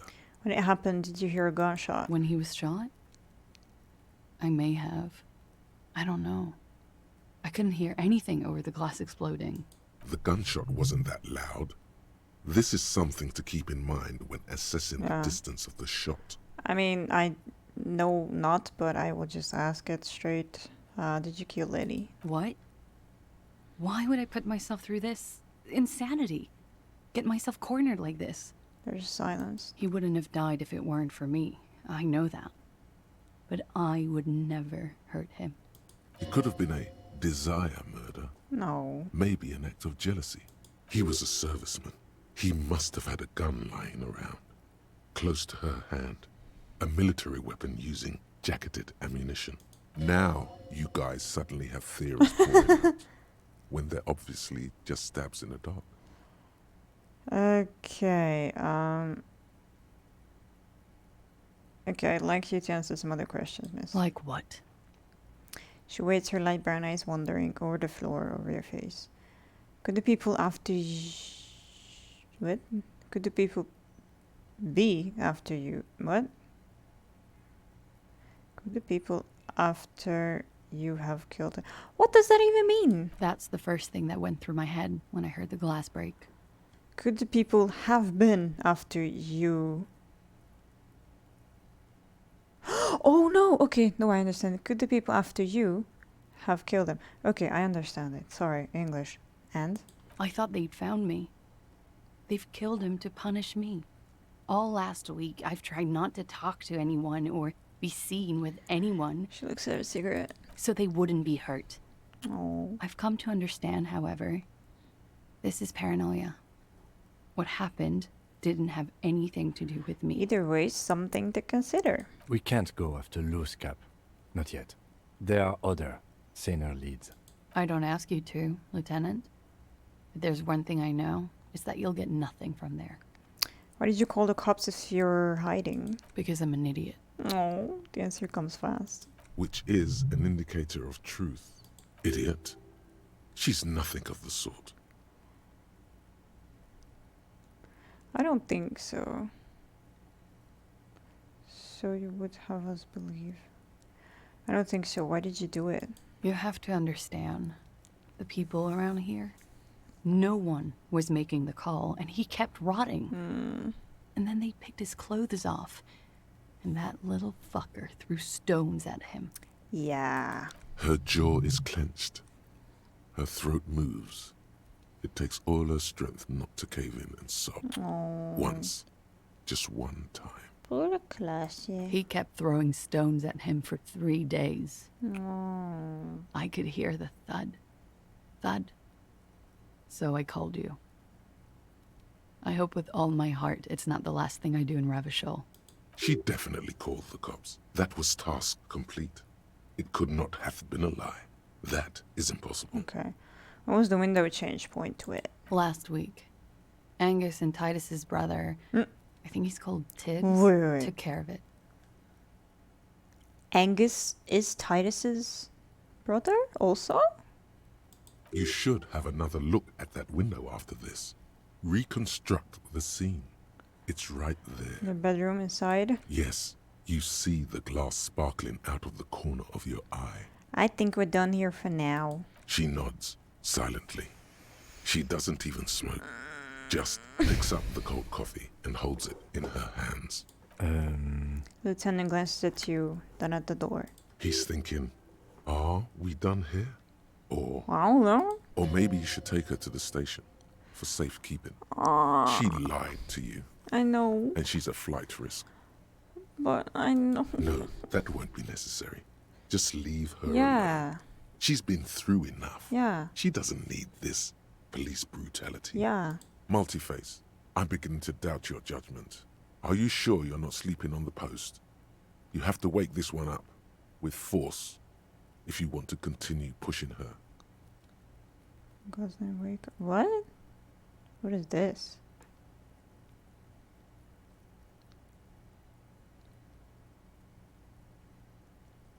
You have to wake this one up with force if you want to continue pushing her. I mean, I don't know. Who? What? Dear God, you've been lied to. She could have killed her lover and lied to everyone. Titus and Titus. She's not candid at all. She's smoke and mirrors and will-o-wisps. She probably didn't give you her real name either. Why would she? Arrest her immediately. No. Before she further entangles you in her web of lies. No.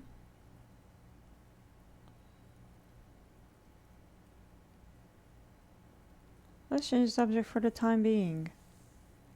She slowly lights another cigarette and steadies her breath, as if in the presence of some tiger. So back to lies you told. Lies?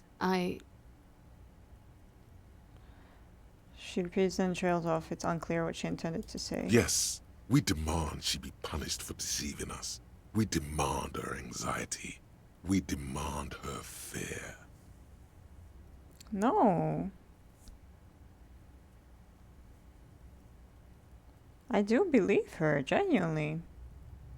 I'll not do She this. slowly lights. I will not do that.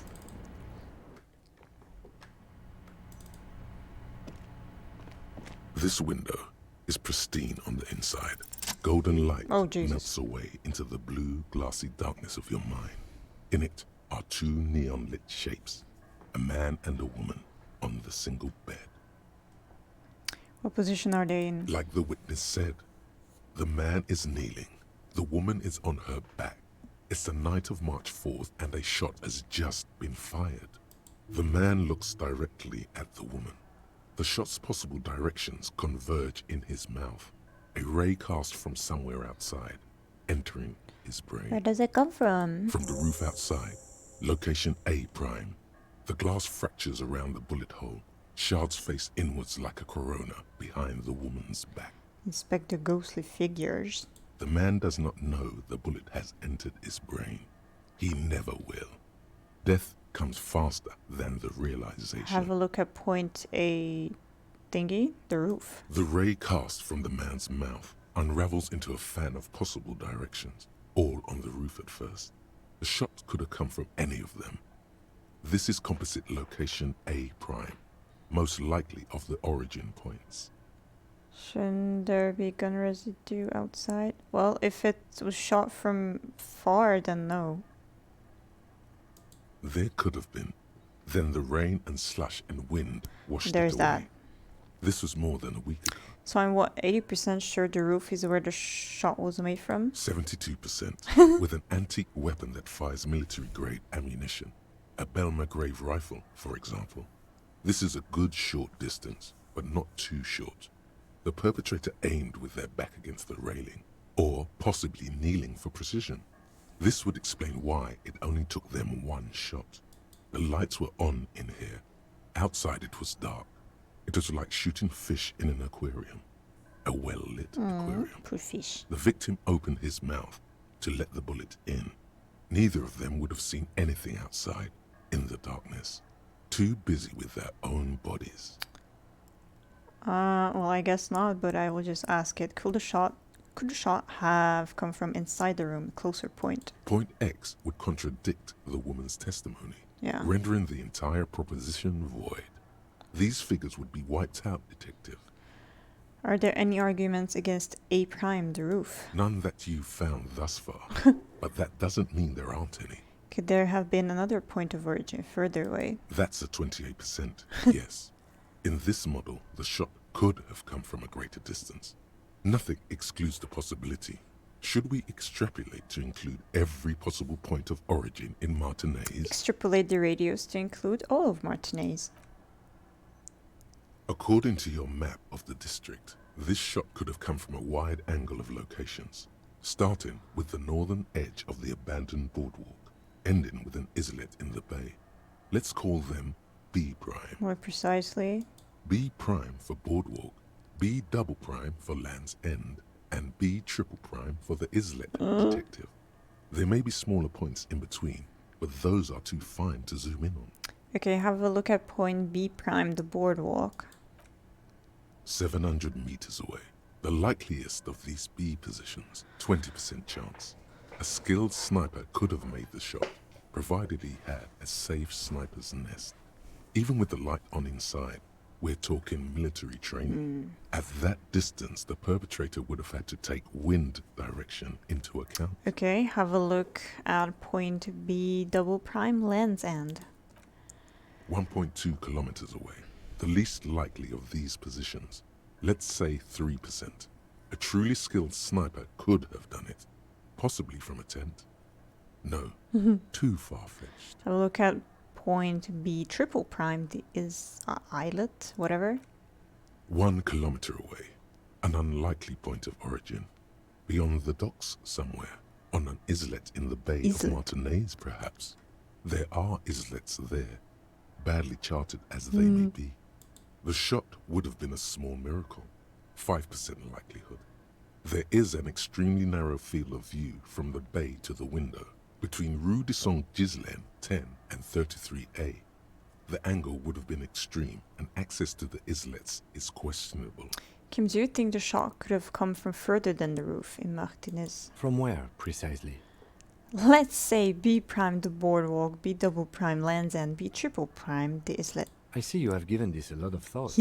Are those the locations you've singled out in addition to the roof? And what is the likelihood, in your opinion, that it came from a further distance? Much less from the roof, but still. Okay, well, we should see if there is gunshot residue or sniper nests if we go down the coast. Rule these spots out one by one. Okay. It would be the diligent thing to do. Yes. Until then, personally, I'm going with the roof version. Okay. It fits the hidden path through the whirling. A simple hypothesis. Blink. Oh, fucking right.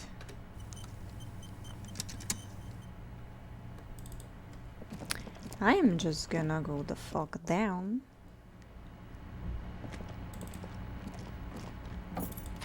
Get out of Class's room.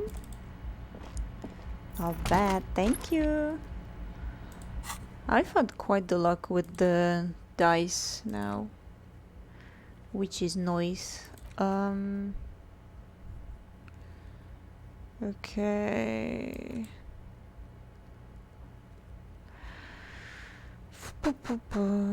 Yeah, I will send the victim's body.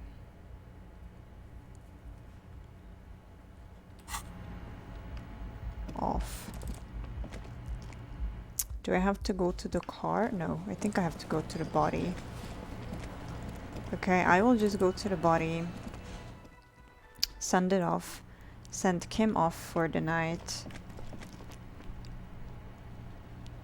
Or wait. Maybe not.